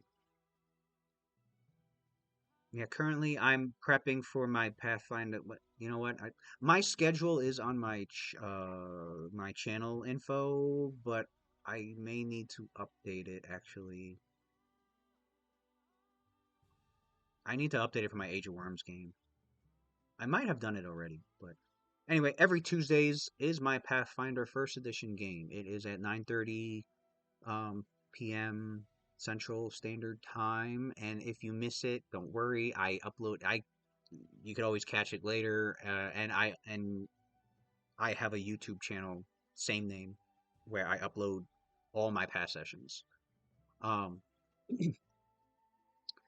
and my Age of Worms game is set in Dungeons and Dragons Forgotten Realms. It is on a hiatus right now because I'm trying to prep for it.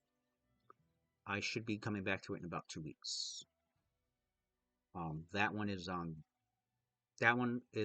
Mondays, and it switches between Mondays and Thursdays. One week it'll be on a Monday, the next week it'll be on a Thursday, same exact time, 9:30 Central. Um, and then every other Friday I run a D&D game as well. Um, and then every other Wednesday, I'm not running a game.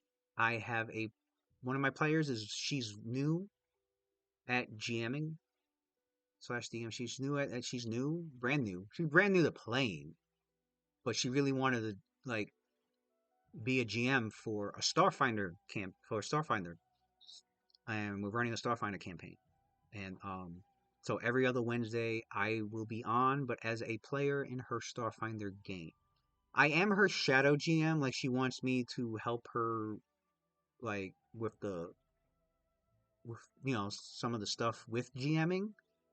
Um, especially with like the rules and the mechanics, but and like any advice. But like for the most part, I'm not running the game. I'm behind the scenes helping her out probably like after the session or before a session, but I I am in it as a player. Um, and I do my best not to, she doesn't really tell me what's going to happen in the story of the campaign, but and I don't want to know because I'm trying to play it as a player. But I do also help like shadow GM her.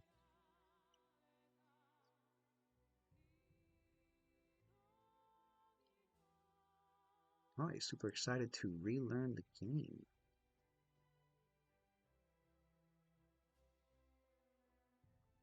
Let me catch up on some of the chats in here.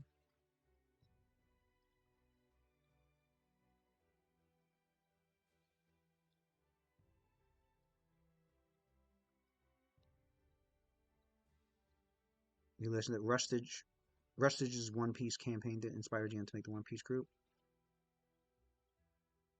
Oh, I forgot Spotify. Yeah, would have. That's true. Um, Actually started my TTRPGs with Pathfinder 1E, but haven't played in years. I'm super excited to relearn the game. Yeah, man, you're gonna have um, you're gonna have a lot of fun relearning it. Pathfinder 1E is fun. Pathfinder 2E is fun in its own way. It's a completely different game, though. I don't ever want to run Pathfinder 2E not anytime soon. I will play in one. I will play in one, but I have no desire to run one. Gift of Gabby, you DM a mix of both working on a new. the mix of both, working on new homebrew and on the published world side, Eberron or Ravenloft setting. Nice. Yeah, I like Eberron. Eberron's a fun campaign. It's very different. I like their pillar, their creation pillar from way back when they were like, oh, anything in D&D we're gonna try and fit into Eberron. I liked that they did that. Back when they came out in third edition. Thank you for the follow. Oh, thank you for the follow, and thanks. Um, and you're heading off? Yeah. Have a great rest of your day or weekend, and I will. You will be seeing me on here. Like I said, I run like three, and then in between when I'm not running games, I'm playing video games. So you're definitely going to be seeing me streaming on here like 3, 4 times a week.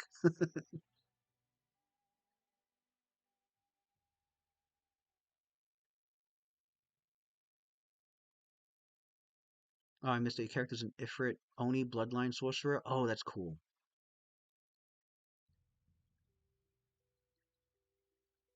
We have a sorcerer in our Pathfinder game. It's a cross-blooded Phoenix Fire. She's disgusting. Like she specializes in the Fireball spell, and she can do so many shit with just the Fireball spell. Ugh. She can throw about 60 of them if she wanted to.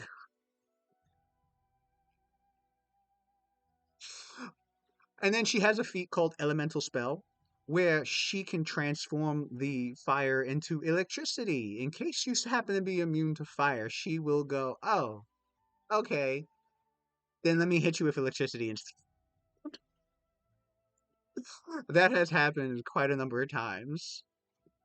They will be like, oh, they're immune to fire, huh? All right, I'm blessed. This is going to be electrifying.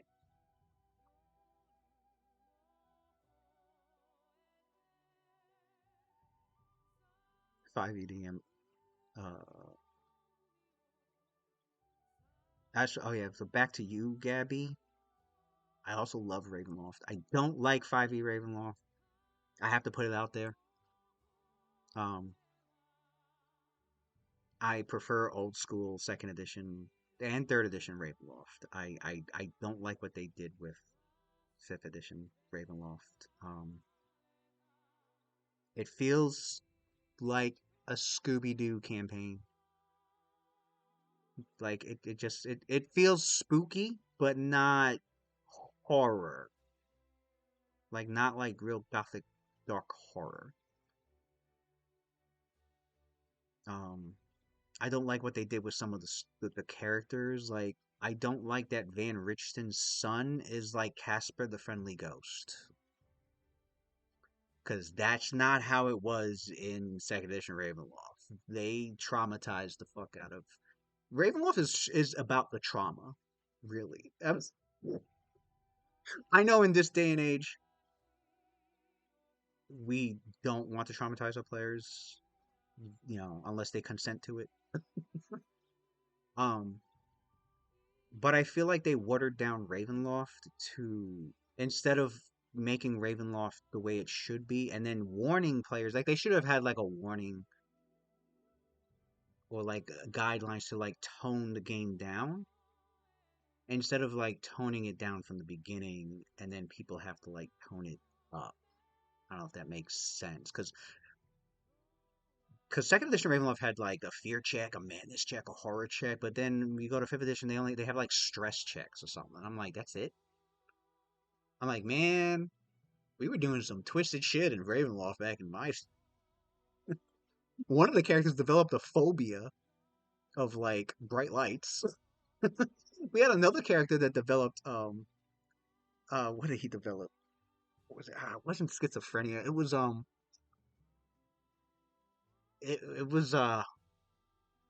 it was something where like his alignment would change in a traumatic event. Like he would go. It wasn't multiple personality like disorder either. Oh wait, it's not called that anymore, is it? It's called uh fuck, I forgot what it's called now. But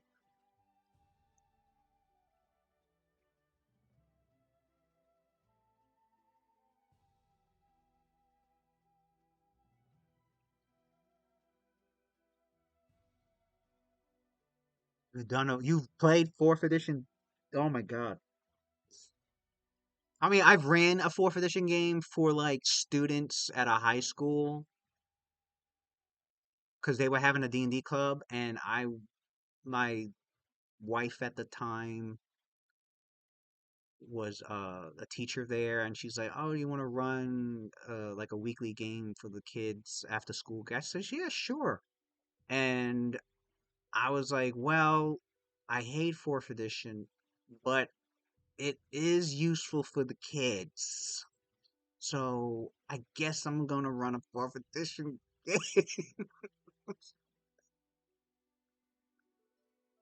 uh I will say this, I am not ignorant of the things I don't like. Like I will learn about something before I like even if I dislike something, I will learn everything I can about it. Like I despise fourth edition, but I know a lot about fourth edition because I want to be able to know. I want to be able to be educated in what I'm fucking talking about. Pretty much, I don't like to talk out my ass like a lot of people in this world like to do. Apparently, Pathfinder 2e. If you learn it and you run it and you run an online game, I wouldn't. And you wanting a new player, I wouldn't mind playing in it if I have the time. Hopefully when the day comes that you are running one and you're running, I don't know if you're running it in person or an online game, but if you're running an online game and you need another player, I wouldn't mind playing a Pathfinder 2e game. I don't have time to run it. I don't really have a desire. I don't have the desire to run it. I would love to play in it though.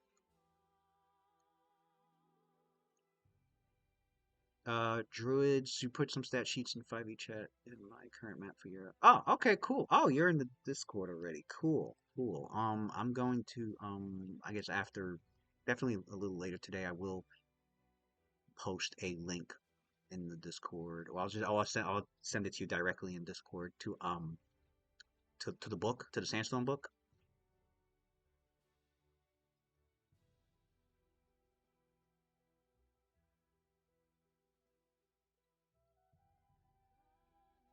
Cotton Eye Joe, as in the song, is a few that loves to seduce mortals, and the immortal lyrics of "If it hadn't been for Cotton Eye Joe, I'd be married a long time ago." Oh, that is a cool idea for a fey creature. I like that. It's like very, very fey. Like that whimsical, magical, uh, musically primal sort of like you have the whole you have like all the elements in there. I like that. It's called borderline personality. Thank you. Okay. Thank you. I knew it wasn't called multiple personality, so I just forgot what the original. I like 4E more than 5E from what I've seen. I like Pathfinder 2E more than. I don't dislike 5E. I don't have any love for it either. Um, I like that it's introduced more people to Dungeons and Dragons. I like that it's set up for casual people to catch on to, and then they get into D&D. I don't like I don't like what they don't provide in fifth edition. I don't like how slow the content is, and I don't like them the way they monetize the game. They've monetized the game in ways that the crossovers annoy the shit out of me. Like when they came out that Magic the Gathering book for D&D, cool, whatever. You're owned by the same company. You're both fantasy games. You want to have a Magic the Gathering thing in Dungeons and Dragons, cool, whatever. It's a business related decision and it's fan service. Fine, whatever. The fact that they came out with three fucking books, not one, not two, three Magic the Gathering books for D&D, I'm like, bro, you don't need this many. What, you know how long I've been waiting to see a Psionic book for Dungeons and Dragons? And now they're coming out with one next year, but not really a Psionic book. They're coming out with Dark Sun, which is going to be the first mature rated content for Dungeons and Dragons, which Ravenloft should have been rated mature, but they dumbed it down to Scooby Doo. But they are coming out with Dark Sun, and in Dark Sun there will be psionics, and there will be a Scion class. After 13 fucking years, there will finally be a Scion class. I love psionics. 13 years, no psionic class. They did 4 playtests, nothing, and now finally there's a Scion coming out next year. Back in third edition, 1 year. 1 year. It took 1 year, and I had not one but 2 psionic classes. I had the Scion, I had the Psychic Warrior. In fact, let me pull it up real quick before I get to the rest of the chat because I know I'm missing some responses here. Uh, where is it? Where is my psionics? I know I have the original.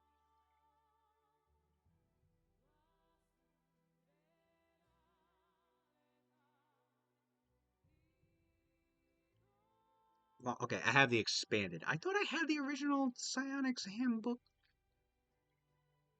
Maybe I don't. Okay. Anyway,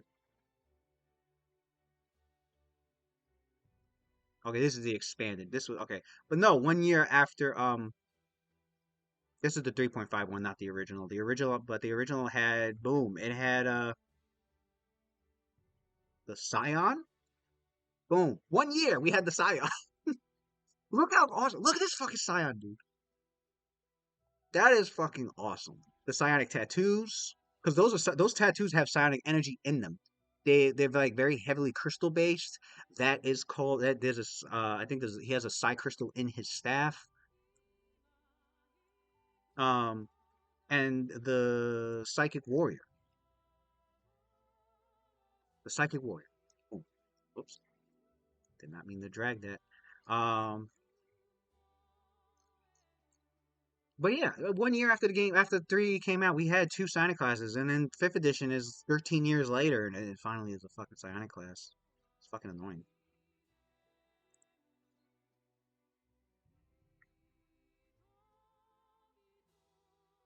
Bible 4.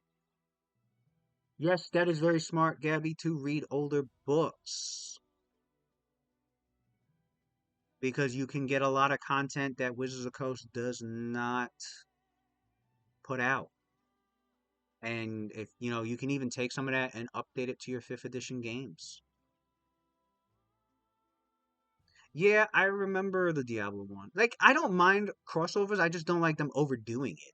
Like, they didn't need to do 3 Magic the Gathering books. They should have just had one big Magic the Gathering crossover book and called it a day. They went and came out with like three. That could have been other products. That could have been a Psionic product. That could have been another Monster Manual. How many Monster Manuals do they even have? Two? Two? They only have two. 13 years, they only have two. And then like they have a bunch of monsters spread out through like all the spread out in like all these adventures and everything. But I'm just talking like a straight monster manual, like a bestiary. They have two. They have the main monster manual, and then they have Mordenkainen's Tome of Foes. That's it. Man, we had 5 monster manuals in third edition, and then we had and then there was a bunch of monsters in like the other books, the Sandstorm, Frostburn, Storm Rack had a bunch of monsters.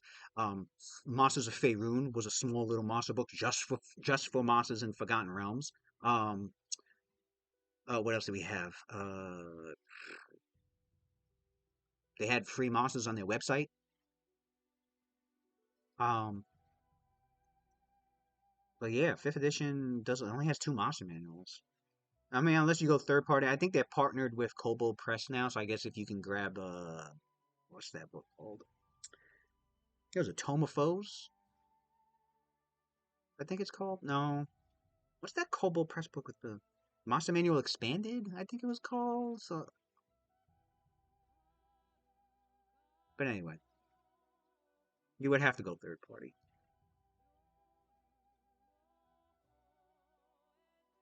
Yes, I don't like that it's limited to the Darkstone book because for one, the Darkstone book is a mature book, which means if you're a teenager and you're going into the store and you're like, "Hey, I want to get the Darkstone book," unless unless the cashier doesn't give a fuck, uh, You gotta have to have mommy or daddy get it for you. And they should have put the Scion book in like a different book. They should not have put it in the Dark Sun book. Like the Dark Sun book should just be the campaign book for the Dungeon Master. They should have released like a second a separate book um for like the put like they did with the Artificer class. What was it the Forge of Eberron? The book came out and they had like the Artificer class in there. They should have done it like that.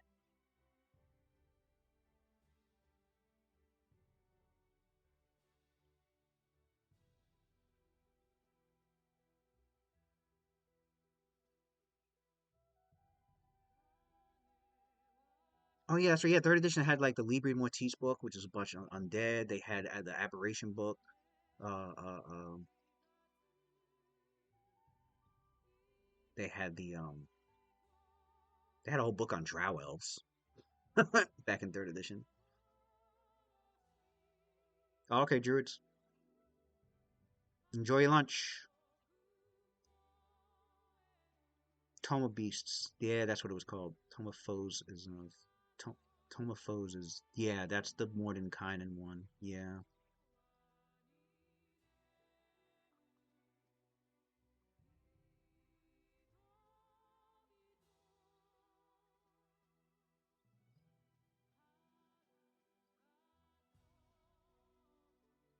Spelljammer 5e book is so Spelljammer. Oh my god.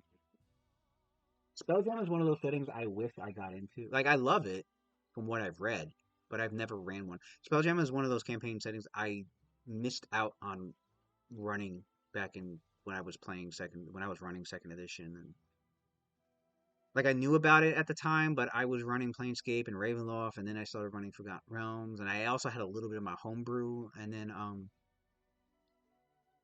and like I knew about Spelljammer and I liked what I saw. I just never got the books for it and so I didn't run it. But like looking back, I wish I did run it.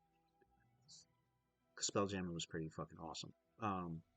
But yeah, I don't like fifth edition Spelljammer. I really don't like any of the settings for fifth edition, and I hope they do Dark Sun. I feel like hopefully Dark Sun might be the one campaign setting for fifth edition that they do. Hopefully they do correctly. Hopefully, but we'll see about that.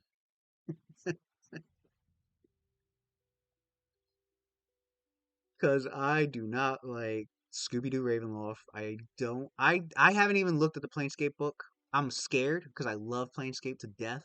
I'm scared to know what they did to Planescape in fifth edition. I already know they took out a couple of the factions. Like they don't have the Aethar. How do you not have the Aethar in there? Come on, the Aethar and the other faction. I don't think they have them in there because I think they're worried about. I don't know what they're worried about. Pissing off religious people. I don't know. I don't know what they'd be worried about. Um, but I haven't read anything. I don't know what they did with Planescape 5e. I'm afraid to look. I'm really afraid to look. Um, Dragonlance. I thought the Dragonlance book was gonna be a campaign setting book, and it's not. It was just a fat adventure book with like a little bit of the setting stuff in it, which I feel like everyone got screwed on because I'm like, and isn't it set during the War of the Lance? I think. I don't know. I feel bad for the Dragonlance fans because they did not deserve that. They deserved an actual setting book and they didn't get one.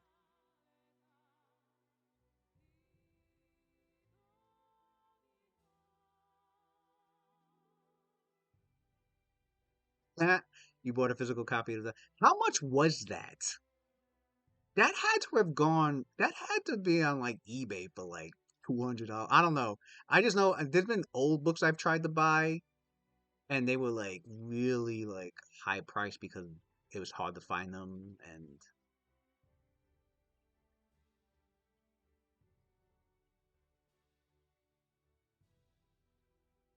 It was complete in the box too. It was only slightly crushed. Oh, so you managed to get it. Yeah, I need to just look for some damaged ones then.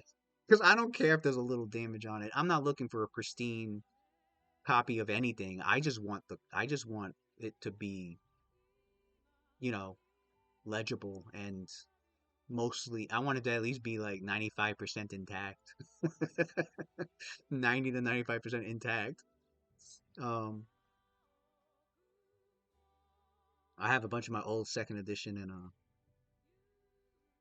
I have it in storage and my third edition. Well, no, my third edition's on my shelf right over there. I have my Dragon and Dungeon magazines, in the storage.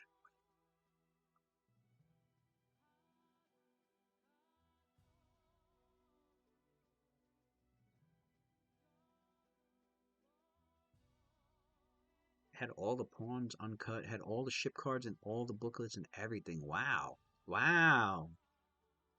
Yeah, I missed that too. I miss when they would add extra shit like that in the old, the box sets. They had the poster maps. Man,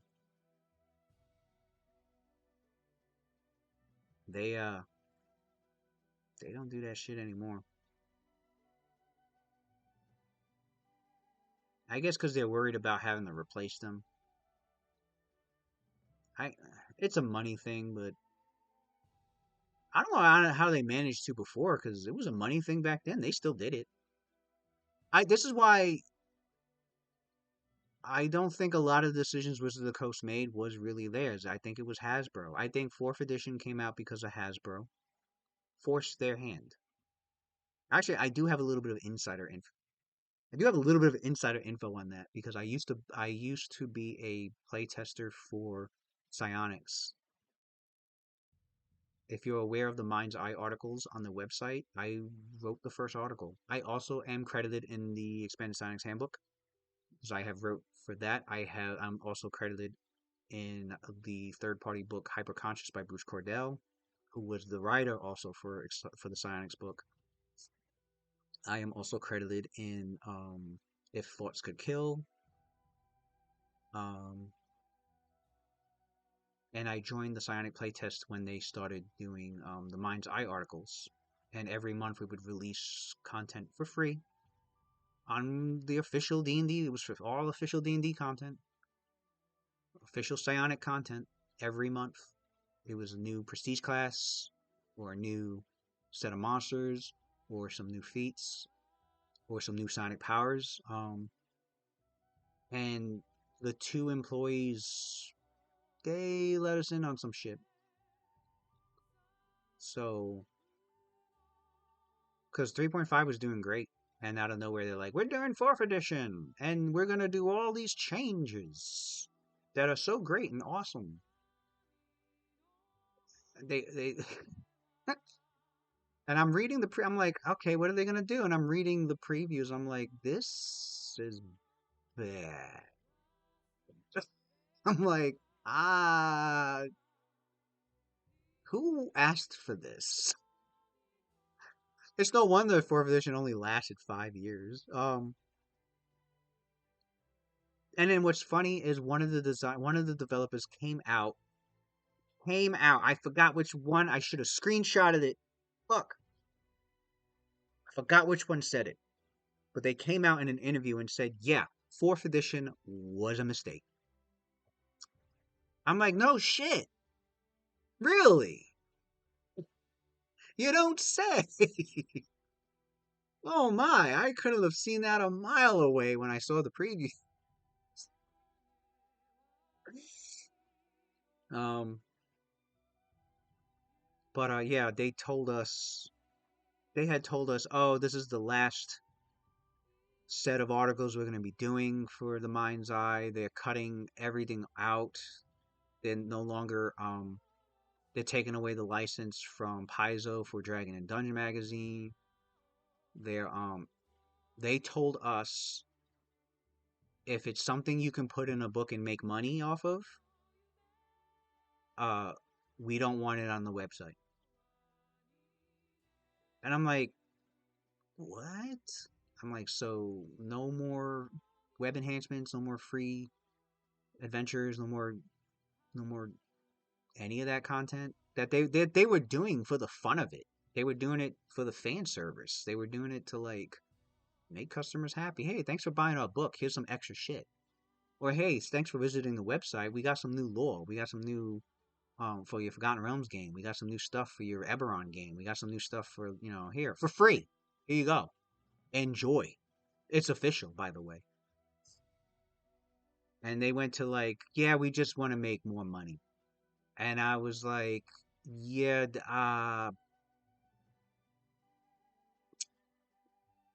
things are gonna get bad.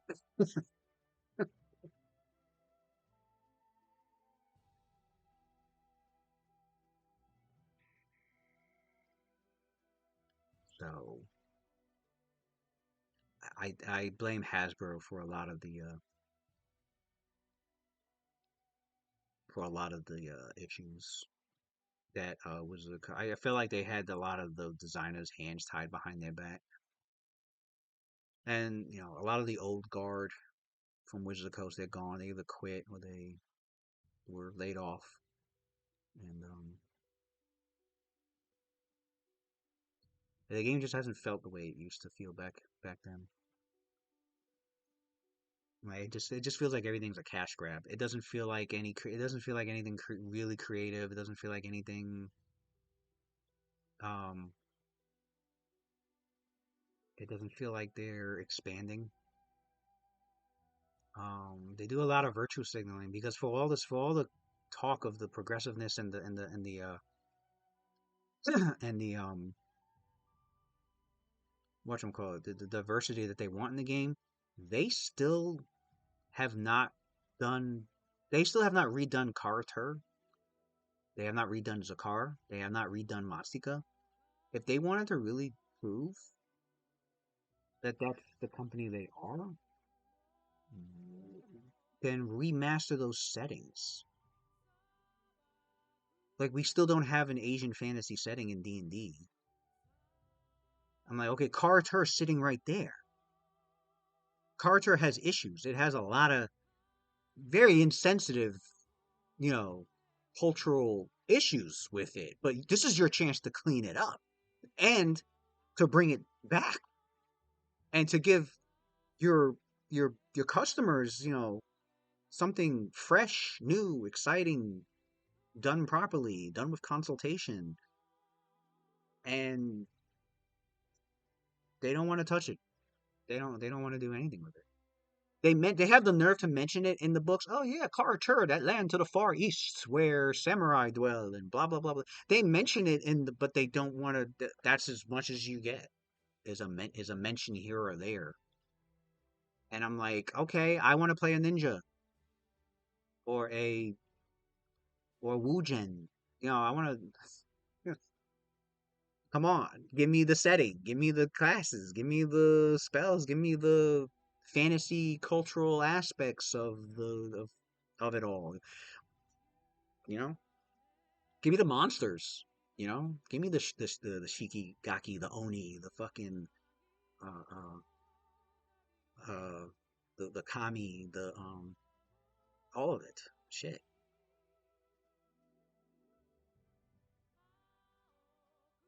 Yeah, I like those kind. I like a mix. I don't like just a pure Euro fantasy. I like a mix. Done properly. Um, like we have a mix of the Euro fantasy. We have a mix of like Greek and British and the Celtics and Slavic. You could do the same thing with an Asian fantasy game. As long as you're not like being disrespectful about it, you can have Korean and Japanese and Chinese and Filipino and to have all of that and you just get the right people to work on it and you're good to go like or the Middle Eastern Persian setting same thing yeah because I watched this YouTube video of like Middle Eastern people who have read who were they were collectively reading the Al Qadim books. They were reading the setting book, and they were discussing like how much was like really written, like not just poorly but just horrible stereotyping. And I was like, I'm listening to this, I'm like, oh yeah, that sounds bad. Like I have the book and I've never read it, but like yeah, they need to redo that. Yeah, that's bad. But they got I think it was like they did like 3 or 4 videos of that and they stopped because they got so some of them got so pissed off they couldn't even read it anymore. They're like, oh my God. I'm like, okay, Wizards of the Coast, this is your chance. This is your chance to come back and fix what the fuck you did with Zakara. Like,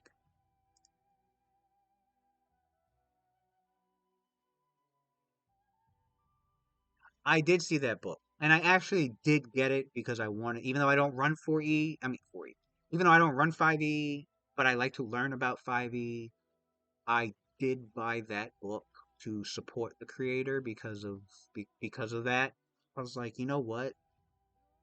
I like that they're doing this. So consider it a donation.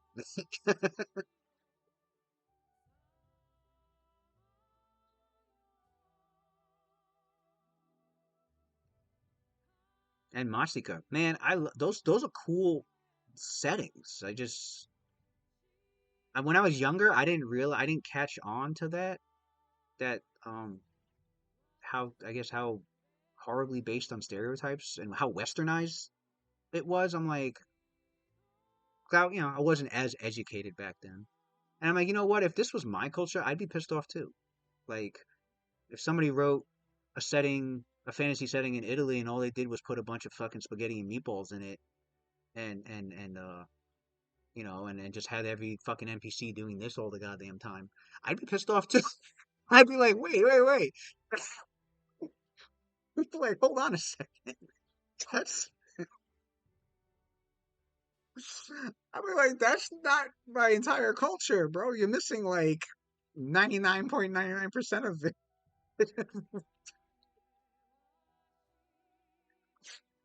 Oh my God. And then they start giving their characters like random ass Italian names like fettuccine, ravioli. They started if I saw a campaign book doing that, like I'd be pissed off too. And that's how it is for like Asians and people from the Middle East when they read those books. Like they feel the same way. Like, hold on, we don't do this. Or like, wait, hold on, this isn't what our culture is about. Like, hold on, like a little bit of this is in our culture, but this is not what our entire culture is based on. Like, I'd be pissed too. I'd be like, hold on, you fucked my shit up.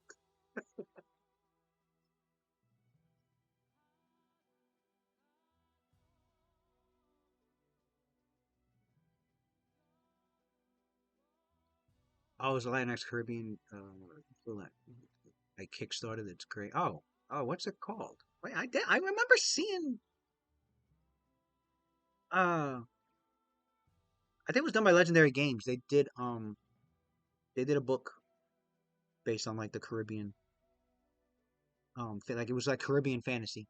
And they had like the right authors, they had like the knowledge, they had the consultants, they even had the authors, I believe, do like a Caribbean like fantasy setting. I shoot, heck was it called?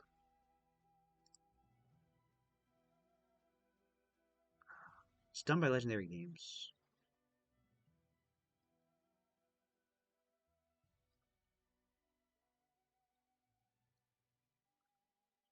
But it was they did it for I think they did it for multiple settings. They did one for 5E, they did one for Pathfinder 1E, I think they did one for Pathfinder 2E. Um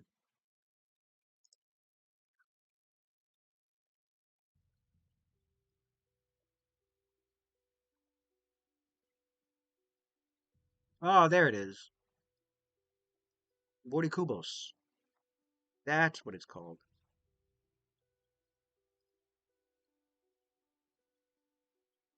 This one. This one's for 5e, but they have one for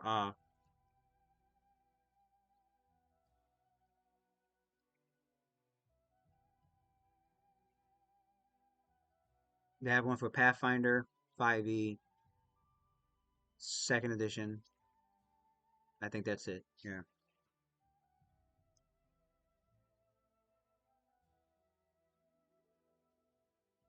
I bought the Pathfinder one.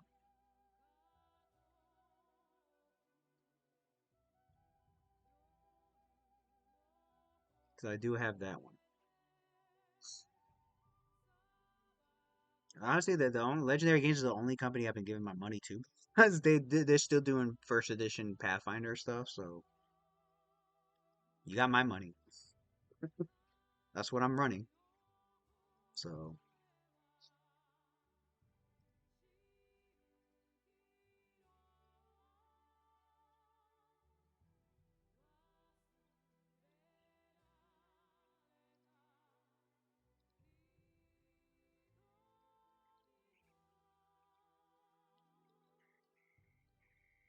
but yeah, I'm trying to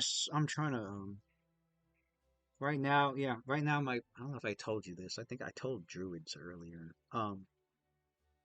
We're in the last stages of the Rise of the Rune Lords adventure path. They're about to go battle Karzuk. Well, no, well, not yet. They're going to his they're going to the building where he is located. So I'm just trying to get some monster stats set up because this could either go one of two ways, and I have a feeling it's going to go the fighting way. um, they could they could easily figure out a way to like get to him without having any encounters and just go straight to him. But I don't think they're gonna do that. Well, these fucking spiders, these things, these Lang spiders gave them a task, which they accepted. They don't trust these spiders; they're the evil, monstrous, nightmarish fucking creatures. But they didn't. They agreed with the Lang spiders on one thing. There's a magical, powerful magical device that's being created by Karzug and the other denizens of the plane of Lang. And the Lang spiders want it destroyed. The Lang spiders pretty much said they're like, "Why do you want it destroyed?" Because they're like, "We don't want to destroy it. It helps you out." They're like, "Oh, we don't even know what it does. We just know it's not good, and we don't want it to do anything at all." And the party was like, "Okay." I think they did sense motive. They were like, "Are these fucking spiders?" I'm like, "They might have a high ass bluff check, so I don't know." It's gonna be up to you anyway. So they rolled this sense motive, and I was like, you don't sense any lie or they seem genuine. And my players were like, man, they must have a bluff of like plus 50. I'm like, I can't tell you that. All I can say is that your characters can sense and have a very good vibe that the spiders don't give a shit about the device and don't and just want it destroyed for the sole purpose because they do not like the denizens of Lang. They don't like them. So they just want to destroy the things of the beings they don't like. And they're like, well, since you're enemies of the denizens of Lang and Karzug, you don't like it either. So just destroy it for us. And so the parties, they're going to destroy it. So, which means I don't know how they're going to do it. I'm going to assume they're going to try and fight their way through, which means there's going to be a bunch of fucking encounters. Or they might sneak as much as they can through. But the adventure's built where, like, if you start one fight, there's a good chance enemies in all the other rooms are going to come down. If they start one fight, there's a big chance they're going to start a huge, like, war. Like, there's going to be, like, oh my God. The, they might have to flee. They might have to flee and come back at a later date. But um, I have to prep for that just in case. Um, just in case that happens. Well, and then the adventure path says even if they avoid everything and go to Karzug, Karzug might be able to get some of those creatures that they avoided to come and help them in the fight. So they're fucked either way. If they're gonna do any killing, they need to do it very quickly, very discreetly, to the point where like the other enemies in the place don't even have time to know what the fuck is going on. So, and they have, I mean, they're level 18, so they have a way to do that. Welcome back, druids. Aetherworms is a lot of fun. Aetherworms, it has a few spots in it that are written pretty weird. There's a few spots in it where like it doesn't give a lot of direction, and it might even be possible your characters can go off track, but not in a bad way. Just it's only certain sections. It's not the whole adventure path. There's just parts in the adventure path where like you kind of, I wouldn't say you have to lead them by the nose, but you would have to like have them check their notes, or like remind them of certain aspects to like guide them to their next course of action. But that's only happened. I think that's only happened like a couple of times. For the most part, the PCs do shit, they learn shit, and then they can follow up on that shit if they want. But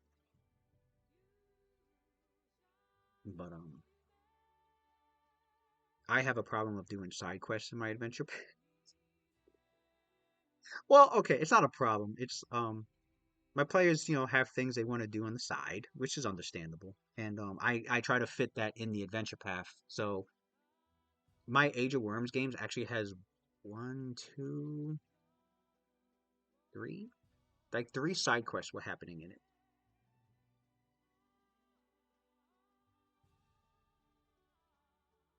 I had three side quests happen. Um, and in fact, I'm about to have another one or two because I have a bard whose storyline involves like a character that was killed that they loved, and like he's gonna be talking to like that NPC's like brother, and the brother's gonna point out, hey, you have the lyre of building, and her body is still down there. If you ever want to give her a proper rest, because she got killed by undead, you can use the lyre to. I hate that it's called lyre, as in the musical instrument. I know you guys know that, but like, I hate that it's pronounced the same. I like to call it a lyre, but I know it's called a lyre. But anyway, you have a lyre building, you can use it to tunnel underneath all that cave in, and try and like.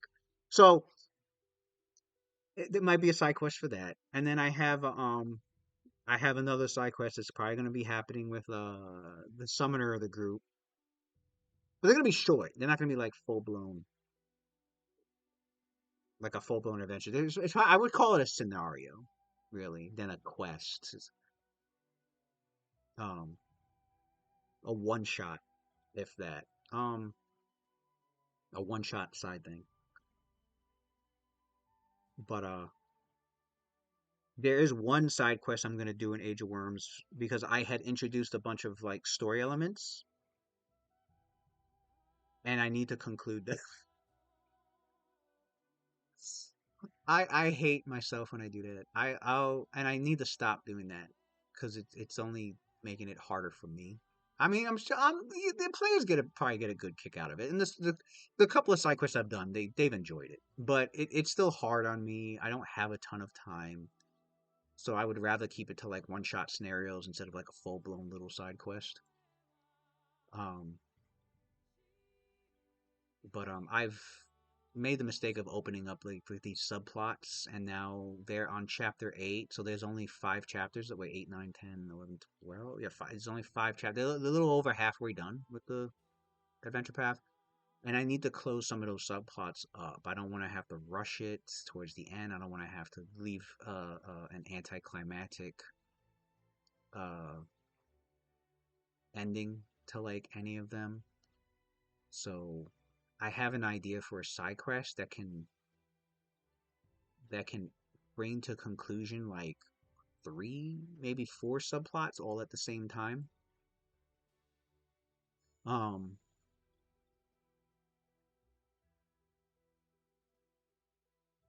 and then that will help clear up the rest of the adventure path. So then I can just have them continue the rest of the adventure path without any distractions.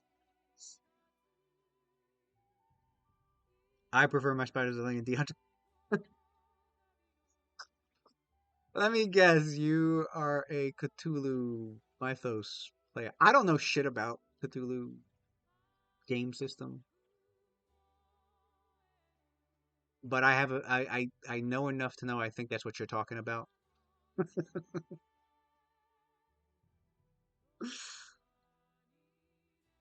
But uh but welcome Cthulhu X75. I got the off-brand Cthulhu here. Cthulhu's cousin.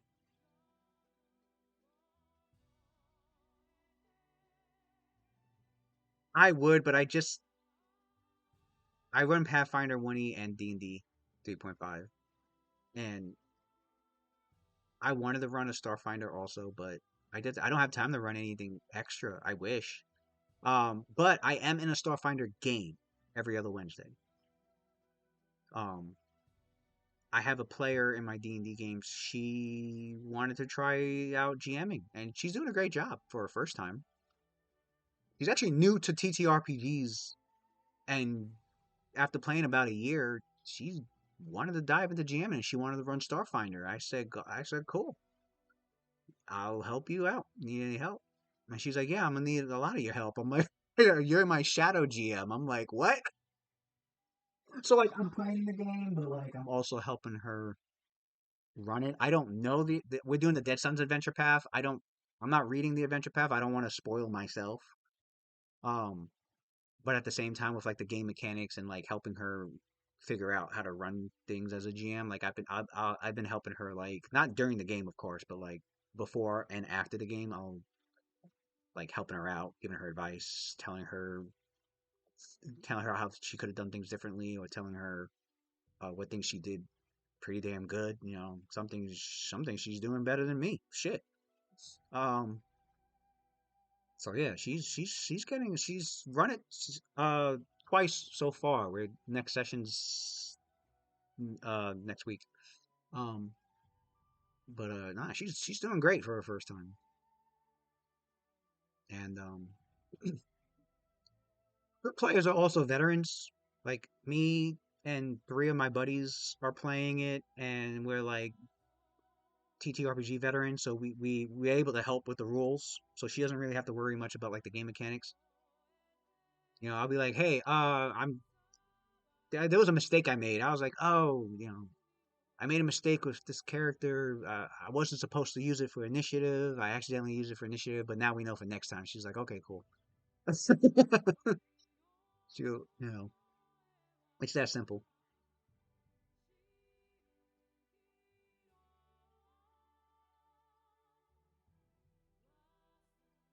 Yeah, I'm the forever. I really don't have time to find games for me to play in, and I'm a forever DM, so I'm always, you know, that's where most of my time is at. If it's not with family, and if it's not watching Japanese anime or uh, uh, reading Marvel comics or you know several other things I like to do on the side when I actually have time. Uh, well, working. I am a full-time worker, so, which I'm also putting in. You know, living in America, I gotta put in overtime constantly. Yay, America. Anyway, I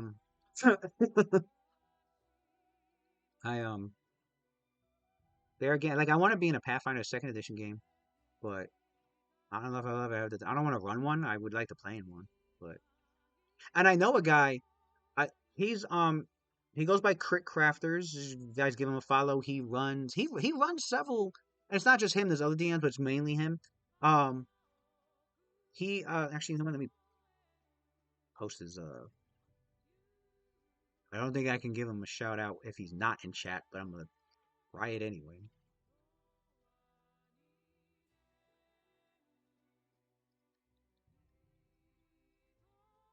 Oh, you can. You can. Okay, that guy. He runs uh uh Pathfinder Second Edition. He was also testing out a new system called Ember from Fantasy, not Fantasy Grounds. I said Fantasy Grounds. What is it called? Fantasy Grounds. I'm getting my shit mixed up. He's running a new, like, it's like their own system called Ember, and he was like playtesting that with a group. They ran like 10 sessions of it, and then he also runs uh there's a couple of other game systems that he runs. I forgot the name, but he does a variety. He's cool.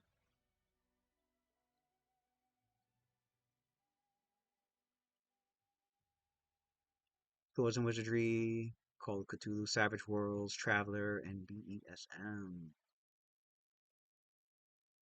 Besm.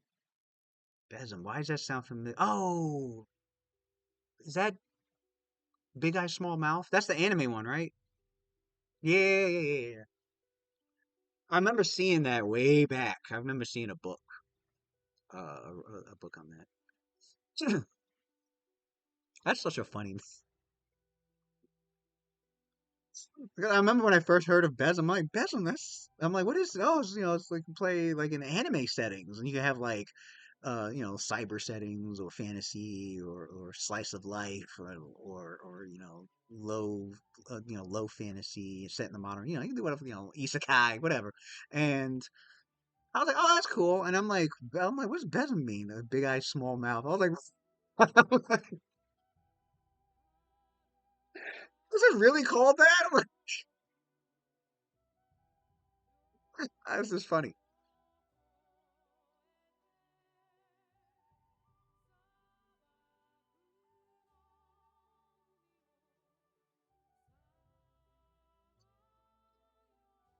It'd be like calling Dungeons and Dragons uh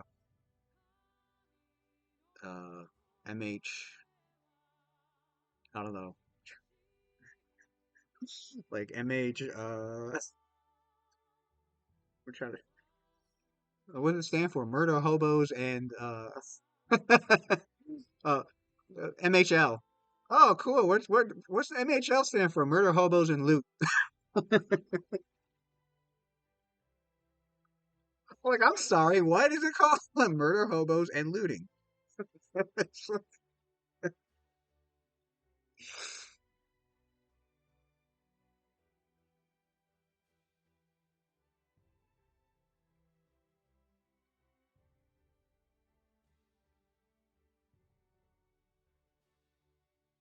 Oh man.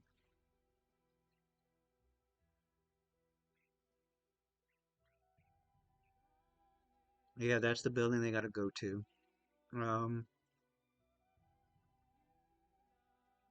I'm trying to read ahead, make sure I don't miss anything.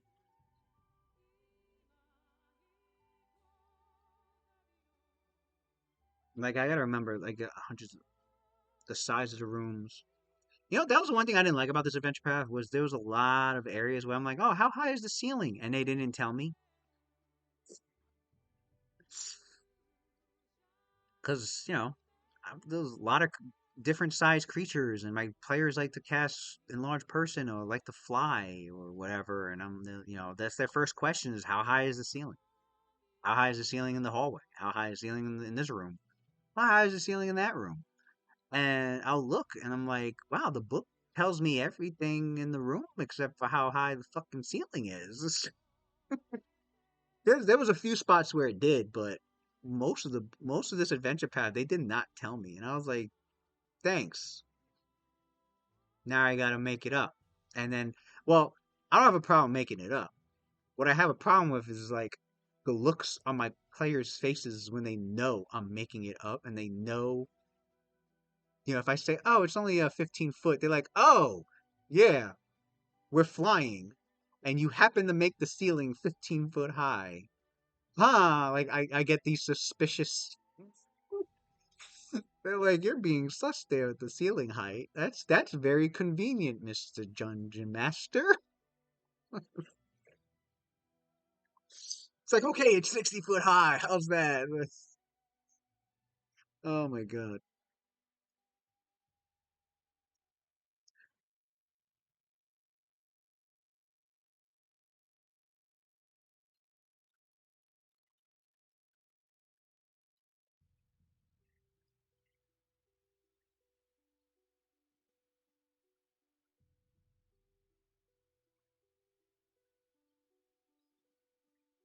Ah, here we go.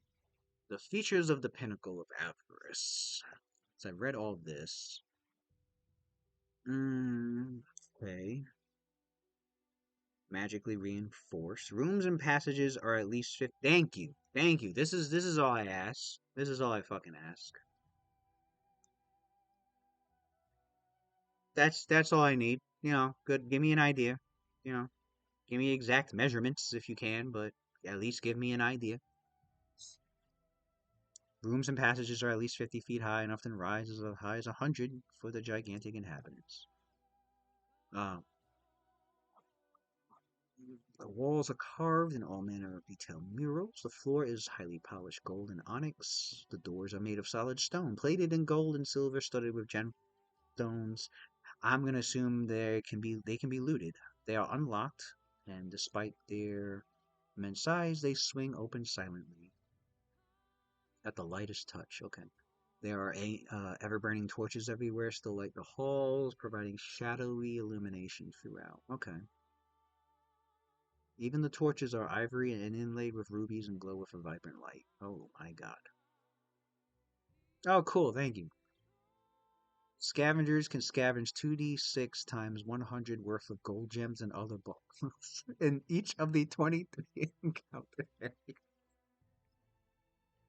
This group, this particular campaign group, are rich as hell. They are rich as fuck. They, my god. It's getting to the point where I'm starting to stop tracking their treasure because it's just been getting overloaded with treasure. And now there's going to be more of it because I know these guys are going to loot the fuck out of these rooms once this shit is over.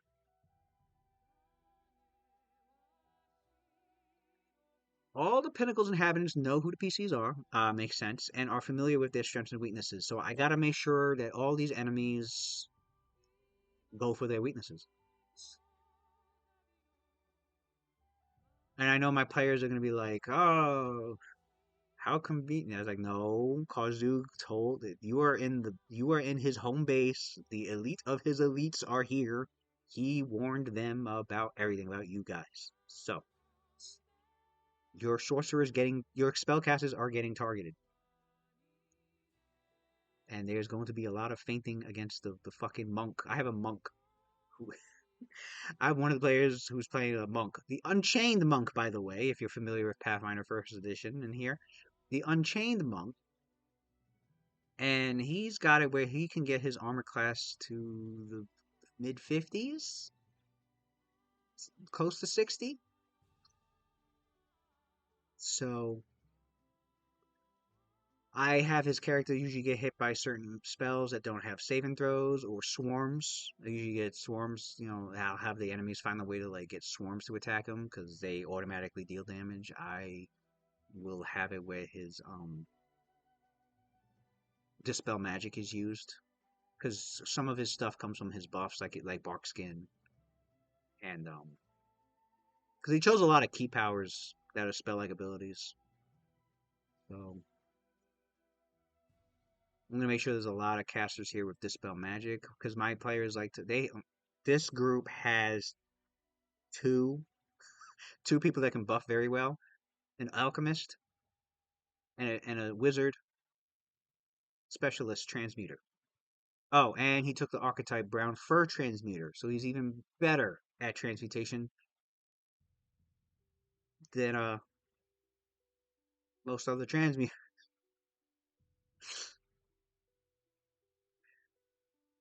He's been doing and he's an arcanist. That's right, my bad. He's not a wizard. He's an arcanist. He's an arcanist brown fur transmuter. Um,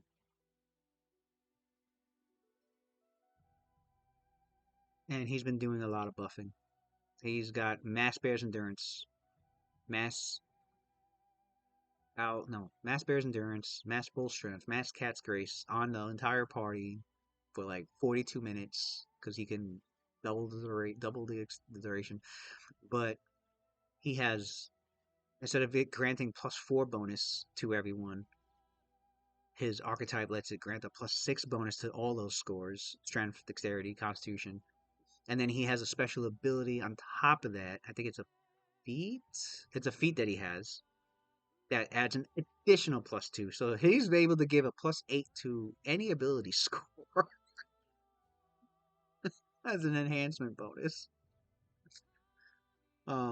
He's casted 2 owls wisdoms on the monks, and he's got other stuff. He's got life bubble on. He's got everybody's got mass flies. Everybody can fly. Everybody's got the sorcerer has grand destiny. Everybody has grand. There's a lot of buffs. I have a whole buff sheet list. They have a whole buff sheet list. But all it takes is a couple of good dispel magics, and that's all gone. But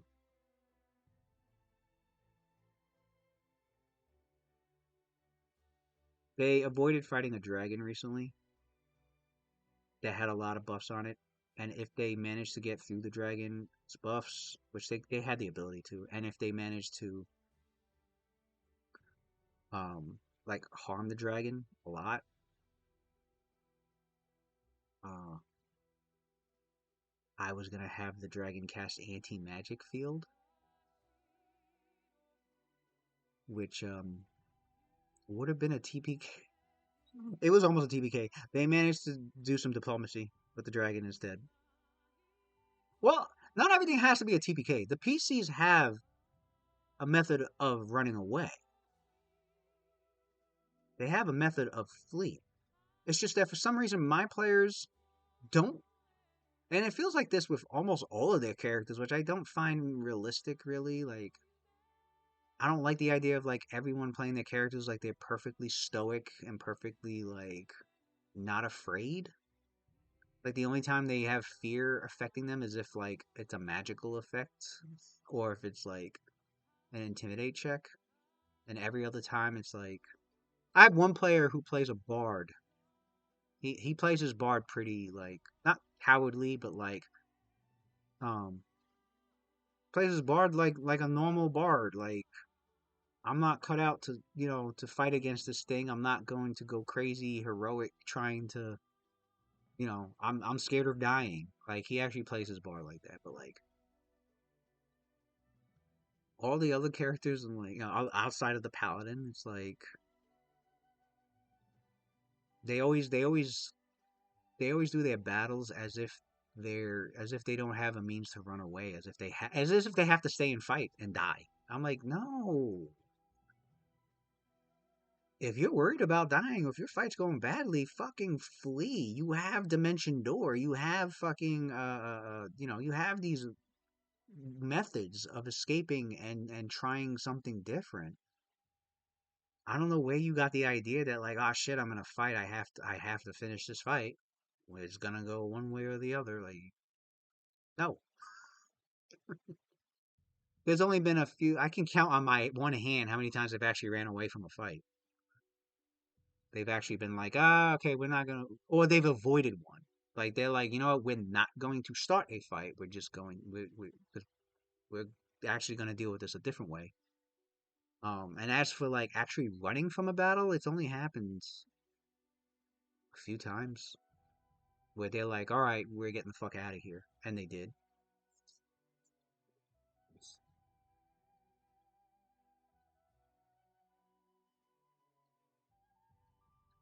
I think it's well, they did it, and you know what, they did it when they were lower level. I don't really have. It's like when they get high level, they're like arrogant with their abilities. They're like, ah, we could take this out in 1 or 2 rounds. Oh, we got this. Oh,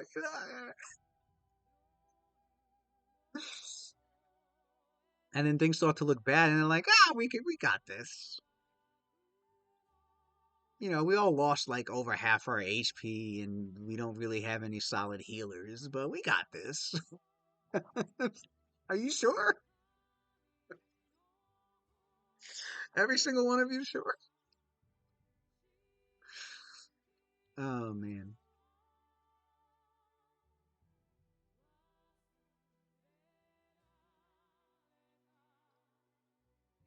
Okay.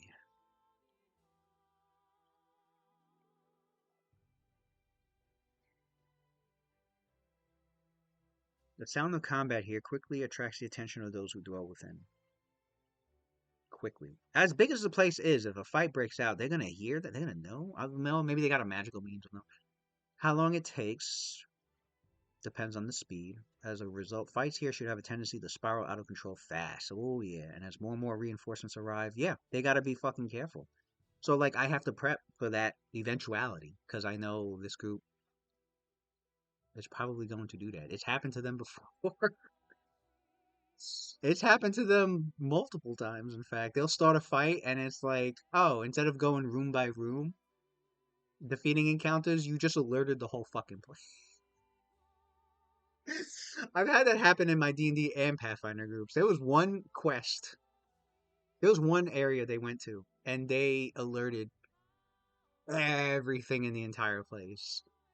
And so it was like wave after wave after wave of enemies that was coming. They survived because they were able to like efficiently take down the first wave before the second wave was like starting to move on in, or like while it was happening. But that shit was hilarious. I was just like, so you guys took out everybody. You're free to explore the whole place. It made it easy though. It did make things easier. Like it might have taken 2 or 3 sessions to finish the fight, but then like once the fight was over, like exploring the entire place was just very, very quick. You know, I would describe the room. They would just make some checks if they had to, and they would move on. I would describe the next room. They would, search around. It was very, very quick once all the once every single encounter was done in one shot.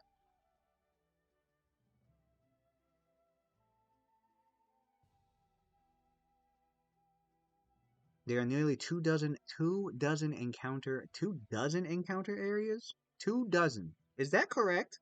Two 24 encounter areas. Not just areas, but there's going to be an encounter in each one. Jesus.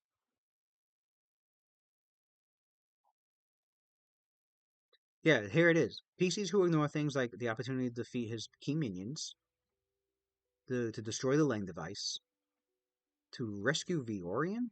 Rescue? I thought she was a. Okay. Or otherwise chip away at his defenses could easily find themselves facing not just a Rune Lord and his pet dragon, but a small army of giants and high level minions as well, which is scary because they just finished using diplomacy on a Great Worm Blue Dragon. They didn't have to fight it. It would have been a nasty fight. They would have had to probably come back again. They would have needed a really good plan to try and take him out. Um, it would have been a TPK if they just kept fighting it. But I'm worried now. I was kind of hoping they would like spend time trying to kill that dragon, but they didn't. And now I'm like, shit. If they have to fight that dragon alongside dealing with Karzug, they're gonna be fucked. And they have members in their party that are like very high wisdom, very high intelligence, so their characters should know that. But what I do is like I usually try to let the players figure shit out themselves, and then if I feel like their characters are too smart or too wise to like forget that kind of shit or to not realize very important things that could go wrong, I'll just let them know. Like we're talking characters of like wisdom and intelligence 20 and above. And I don't expect anybody to ever play that. I as a DM, I have to run character I have to run uh monsters and enemies that have like an intelligence score of like fucking 24, 22, even just 18. I am not. a super genius in real life. So like you have to assume some things are just known and that they figured it out somehow with their great intellect. You don't even really need to explain how. Just they're just that fucking smart. They found the way, and you can't explain it. But that's a piece of DM advice for anybody that needs to know.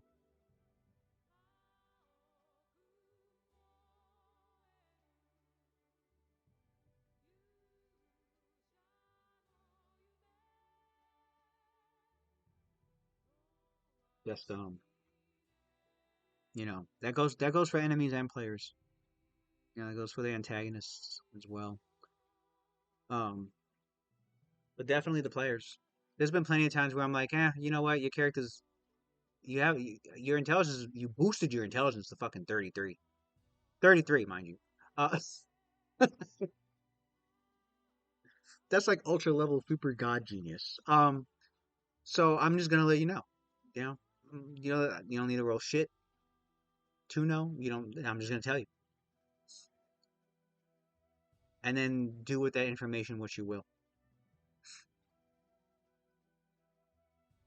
All of the doors and walls are magically treated stone and thus have a harness of 16 and twice. The monks can still punch through that shit. The monks have adamantine fucking fists. They can deal full damage to the walls if they want to. And twice the normal number of hit points.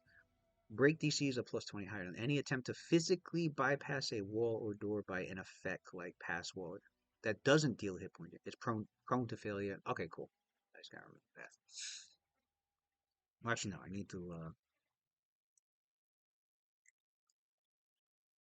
need to mark that down actually in my notes. So let's do that. My little notes here. Yes, I use WordPad. Don't make fun of me. You're not using Microsoft Word? No, no. I sometimes find I don't know. Sometimes find comfort in the simplicity of some things. Call me a minimalist if you have to. Um,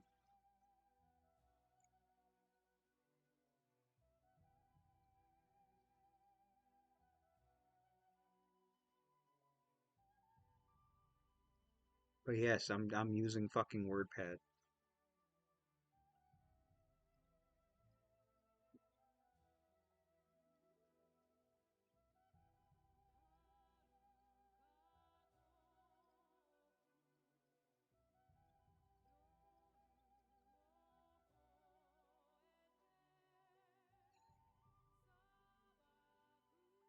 Okay, we got those. Those. Oh yeah, I need a ceiling height.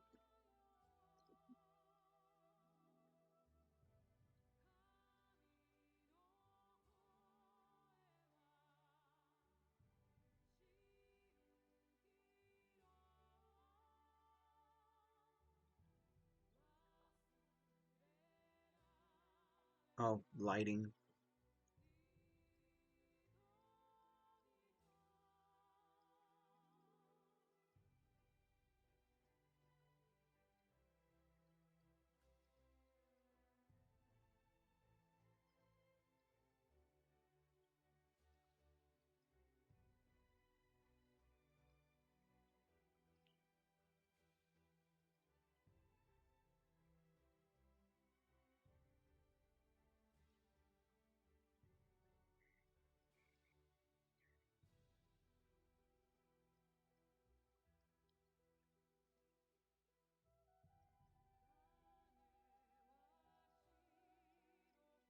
Scavenging the treasure. Yeah, I needed to put.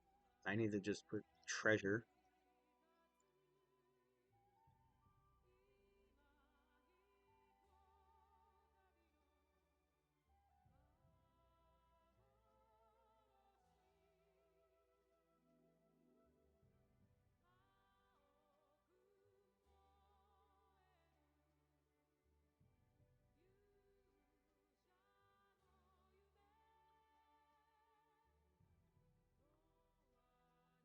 Okay, this is what I needed to know. Once these chambers were equally opulent. Okay.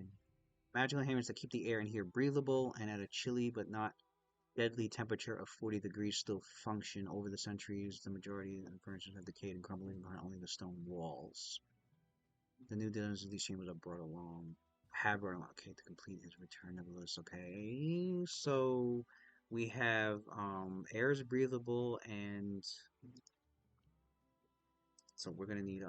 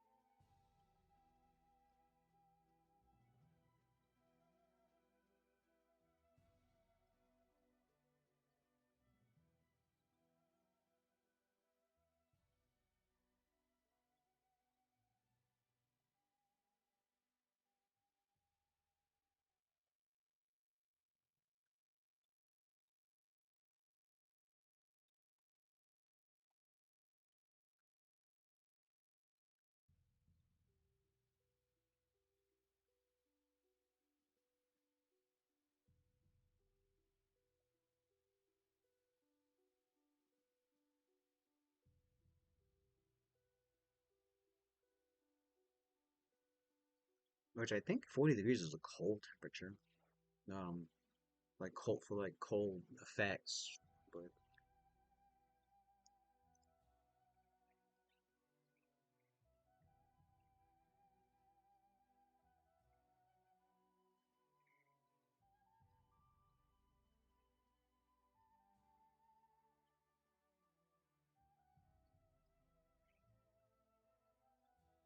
oh, you know what? I will be back. I need to feed my dogs.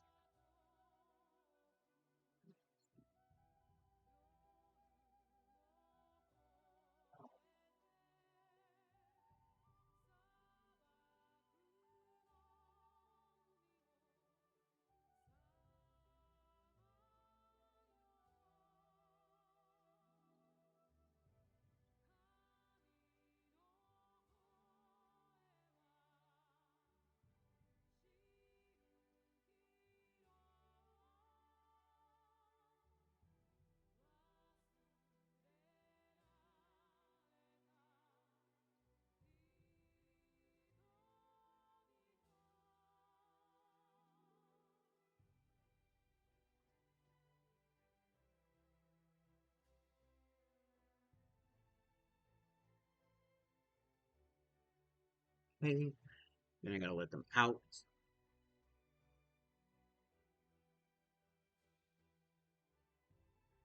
Okay. So what I need, Pinnacle's resources.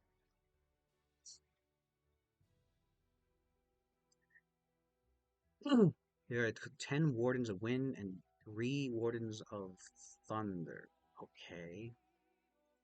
There's gonna be two. Oh, the Lamias. There's Lamias in here. Oh my god, I got so much to prep. I think I did my Wardens of Wind.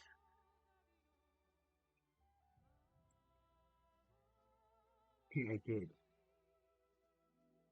Did I make them super strong? I think I did. I did the Wardens of Wind, and then the Grand Wardens of Wind. I did two versions. Oh my god. I did not know I did that. That's wild. I didn't even finish giving their feats out. Why did I make a Grand Warden of Wind?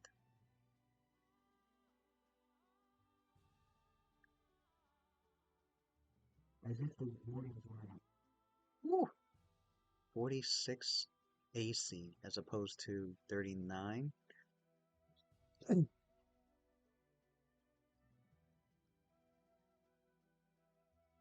Advanced Fighters, Mutant Blood, Cloud Giant.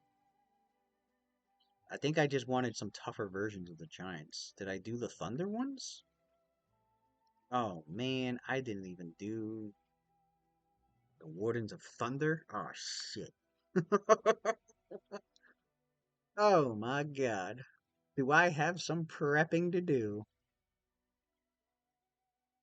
Wardens and the Grand Wardens. Okay, I need to do that.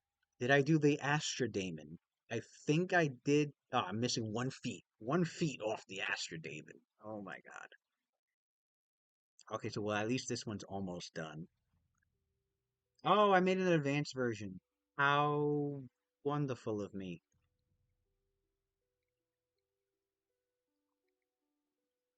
Countering 25? Why did I make it this advanced? What's its AC? Jesus. I'm fucking my players up. Maybe Oh man. Um shit. Okay. What else? I the hidden be no, no, that's an older one. So that's all I got. I got oh my god. Okay, so I got to do the Wardens of Thunder and the ooh, oh boy. Well, that's going to be done tomorrow morning. I will be working on that. So, yeah. I just need to make sure that they get into a fight for tomorrow, not tomorrow, Tuesday. Tuesday's my next game. It's at 9:30 p.m. Central on Twitch. Um, well, obviously on Twitch, but I upload my shit to YouTube also. Like afterwards. I just need to make sure that if they get into a fight Tuesday, that I can then. They're definitely gonna get into a fight Tuesday. But I just gotta make sure that fight lasts the session so that I have another week to prep some more shit. So what I'm gonna do is I'm going to tomorrow morning finish the Wardens of the Wind and Warden both versions because I've made two versions because I'll have like the original version with like a little bit of a touch up because my players are min maxers and they're like 6 of them instead of 4 of them. So I gotta make the encounters a little tougher. And then there's certain encounters I want to be really tough to like really stretch like the use of all their abilities as best as they can. So I'll make like a second version of a monster, and I'll depending on the situation, I'll be like, all right, I'm gonna use the really tough version because they've been having things go too easy for them. Um, or I'll use the weaker version if I'm like, you know what, I'll let them, I'll use the original version. I only use the tough one if I need it to be tough. Like this is a big moment, and the stakes are high, and I need I need the battle to feel like it is tough. So I'll like strengthen the monster, increase the monster stats as best as I can to like match what the what the party can handle. But if it's certain areas that like if there's a certain area that really needs to be guarded by like the best of the best, I probably won't use a warden. I probably won't use like the Wardens of Wind. I'll use my stronger version. So I'll use the Grand Wardens of Wind. Um, I also like using stronger monsters because I don't got to put that many on the board. Like I could do one or two on the board instead of like 10 weaker ones. You know. Or if I want them to just blow the enemy over, I'll probably leave it the same number. Make them feel good about how powerful they are. Like, hey, you just took out fucking these 6 giants that it would have killed you, like killed all of you, like just 5 levels ago, pretty quickly. Like you got them all. You took them all down. You didn't really use that much resources. So tomorrow morning, definitely doing finishing up the Wardens of Wind, finishing up the Grand Wardens of Wind, the Wardens of Thunder, and the Grand Wardens of Thunder, because those are the ones that they're gonna be definitely encountering and probably getting into a fight with long enough for me to have another week's worth of preparation. And then we got the Visions of Karzug. I read about that. Uh, What's in the throne room? There's a throne. Okay. Oh, Viorian. So we got her, and she's got. Okay, so so like this encounter, I'm probably gonna do Grand Wardens. Oh no, she has the three. She has the three Wardens of Thunder.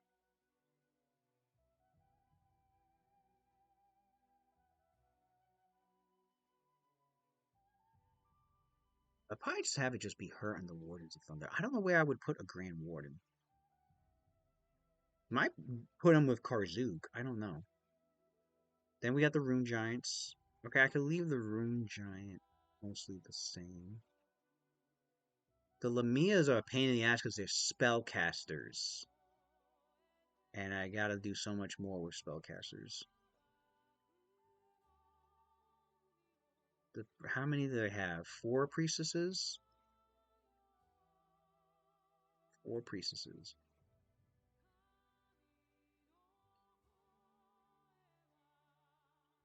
And two hungerers.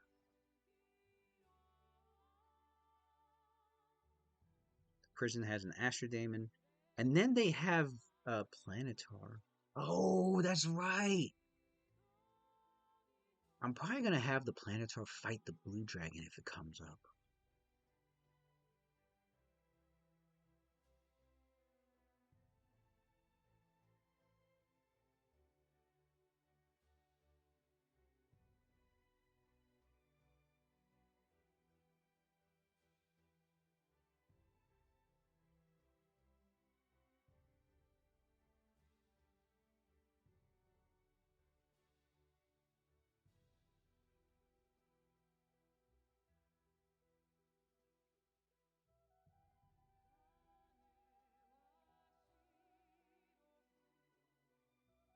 In this case, you can have her return whenever you wish. If, on the other hand, the PCs manage to help her escape from it without banishing her, she joins the PCs and vows to. There's a chance they might have a planetary angel on their team, which would be a great fucking help with the shit that they gotta deal with. Man, this could go in such a number of directions, but I know they definitely want to go to the Leng device, which means they're probably gonna beat somebody into submission to find out.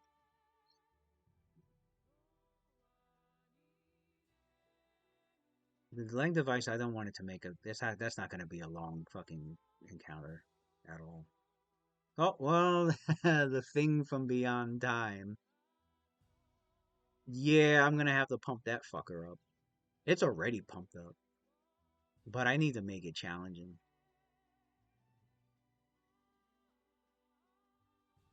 Then we got the Rune Giant. Okay, we got another Rune Giant with some Wardens of Wind. And then we got a Portal Room. Khalib is in this. Okay, I'm probably gonna use. I'm gonna use Khalib's stats the way they are. I might make him level 18 actually. I'm probably gonna make him level 18 because I don't see how this guy is Karzub's like apprentice and is only level 15, 16. Then we got the demon. We got the anima focus shit. Okay. And then she has Wardens of Wind. Okay, this one might have the Grand Wardens of Wind. I might do that with this one. Ooh, I don't know. We'll see. This is going to be very interesting how this is going to play out. But for starters, I definitely need the stats of the Wardens. And then after that, I don't think they're going to come to the Priestesses anytime soon.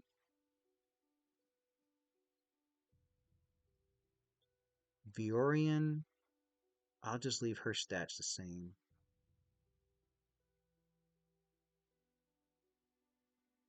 They're going to go through X2, and they can go through X3 or X13 is going to happen. What's X3? The throne room. Okay, so they, all right. So definitely, okay, definitely the Wardens of Thunder. How big is this place? Is it big enough? 10 feet. Ooh. Yeah, because it's gonna be. Oh my god. X13 is a big fucking place. There's the Rune Giant cells. Most of the Rune Giants once stood in here. will now spread, but 2 remain, and one here and one in here where it commands 3 wardens of wind and reserve. So okay, it'd be a rune giant. Okay, I guess I could leave that the same. So they're either gonna end up fighting X3, the people in X3, the people in X15. I gotta let my dogs out.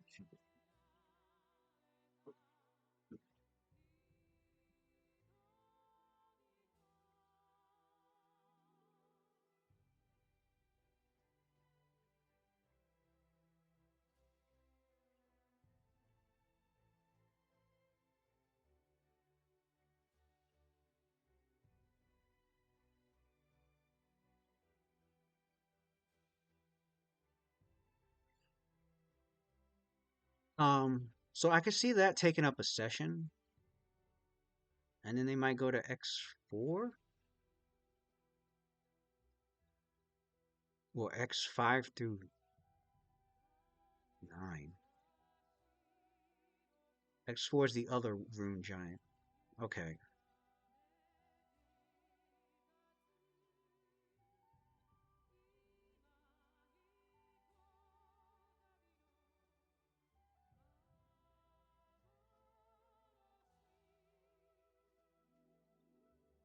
So those are where the priestesses are going to be at. Okay.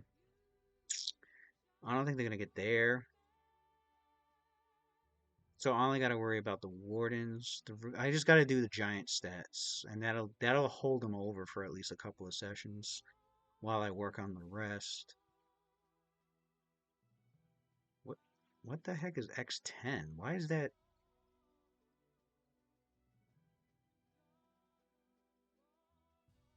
Mokmurian's door? This small room once the storeroom. Wait, first. The magical wars of protective pinnacle kept the entire structure sealed tight, the ramp leading to X1 being as impenetrable as anything else. The stone giant studied the walls and was delighted to find a small flaw in the magic here caused by an even smaller flaw in the stonework beneath. Despite the minor nature of these flaws, they were enough for Mokmurian to burrow through into the interior with the application of disintegrate spells. The hole carved into the wall remains today. With so few visitors, the creatures haven't bothered with repairing the damage. In the meantime, as a temporary measure, Khalib has placed a planetar. Oh, that's where the planetar is at. The choice of planetar. Here's the okay. The delights of mental trauma. The planetar. 16 days. Must attack any who attempt to enter. Is that noticeable from the outside?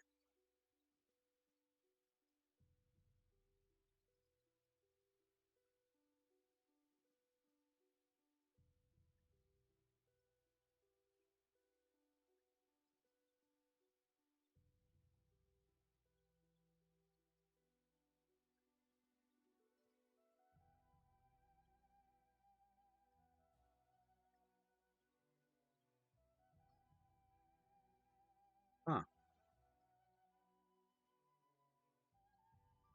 I guess the characters.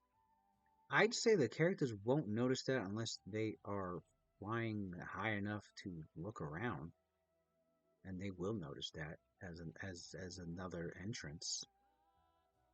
So it's possible they may enter through there. Fuck. I hope they don't. Um, but if they go, hey, we're gonna fly around the building and see if there's any methods to get in there, they're gonna notice that, and they might go through there, which means they might end up dealing with. They're gonna deal with the planetar. I'll just use the stats as is. They're gonna deal with X11 and 12 and 3, right? Yeah, 11, 12, and 3, and maybe 5. Okay. 11, which is the aqua doors. Okay. 12 is the man. It's gonna take them right to the Lang device. Oh shit. which means I need to make sure the thing from Beyond Time is. Oh my god. No. Okay, so I need to do the Giants and the thing from Beyond Time at the very least. Okay, got the plan. Definitely gonna be working on that tomorrow morning. Just the straight stats. That's all I'm gonna really need, and then call it a day after that. All right. So for anybody who continued staying, thank you very much for hanging out. Um, Thanks for the chat. If there's, like I said, if there's any other questions or anything you need to know or want to even requests, feel free to let me know. My Discord, I gotta update my Discord on my channel, but it's up there in the chat at the moment. I my schedule should the schedule that I have on my channel info should be correct. I have to add in the one that I'm playing on Wednesdays. My not my Starfighter game, but a Starfighter game that I'm in. Um, but yeah, I think the information there is correct. So every other, well, Age of Worms is on hiatus, so don't expect anything on Mondays and Thursdays just yet. But every Tuesday, and in between all of that, I'll be, probably playing Marvel Rivals, and yeah, feel free to stop in, and say hello, and watch how the games go, and see how entertaining my players can be, and you will be really entertained by my Age of Worms group because the Bard loves has his own album. The player uses Suno, which I need to provide a Suno link, but he uses Suno to make songs for his bard, which have been extremely fun and entertaining and brings a lot of unique depth to the campaign and to the group as a whole. Um, wouldn't be surprised if a lot of more bard players start to do that in the future, but he's definitely the first, at least the first that I know. We even have a whole session. You can find it on my YouTube channel, same name, Razzle Meyer. All my playlists are there for Age of Worms. It's also there for the Rise of Rune Lords. It's also there for Starfinder and my World Serpent Tales. That's every other Friday. Um, you should be if you type in Cassidy's concert, you'll see a whole session where like he threw a whole concert and he had a whole track list. He had a whole like everything was there. It was a lot of fun. There was some story in between. Yeah, you guys get a kick out of it. So I will probably be. I don't know if I'm streaming later tonight. I might be streaming Marvel Rivals later. Depends on what I'm doing. But if not, you will see me tomorrow morning, continuing to prep my adventures for my players. Um, and so see you then.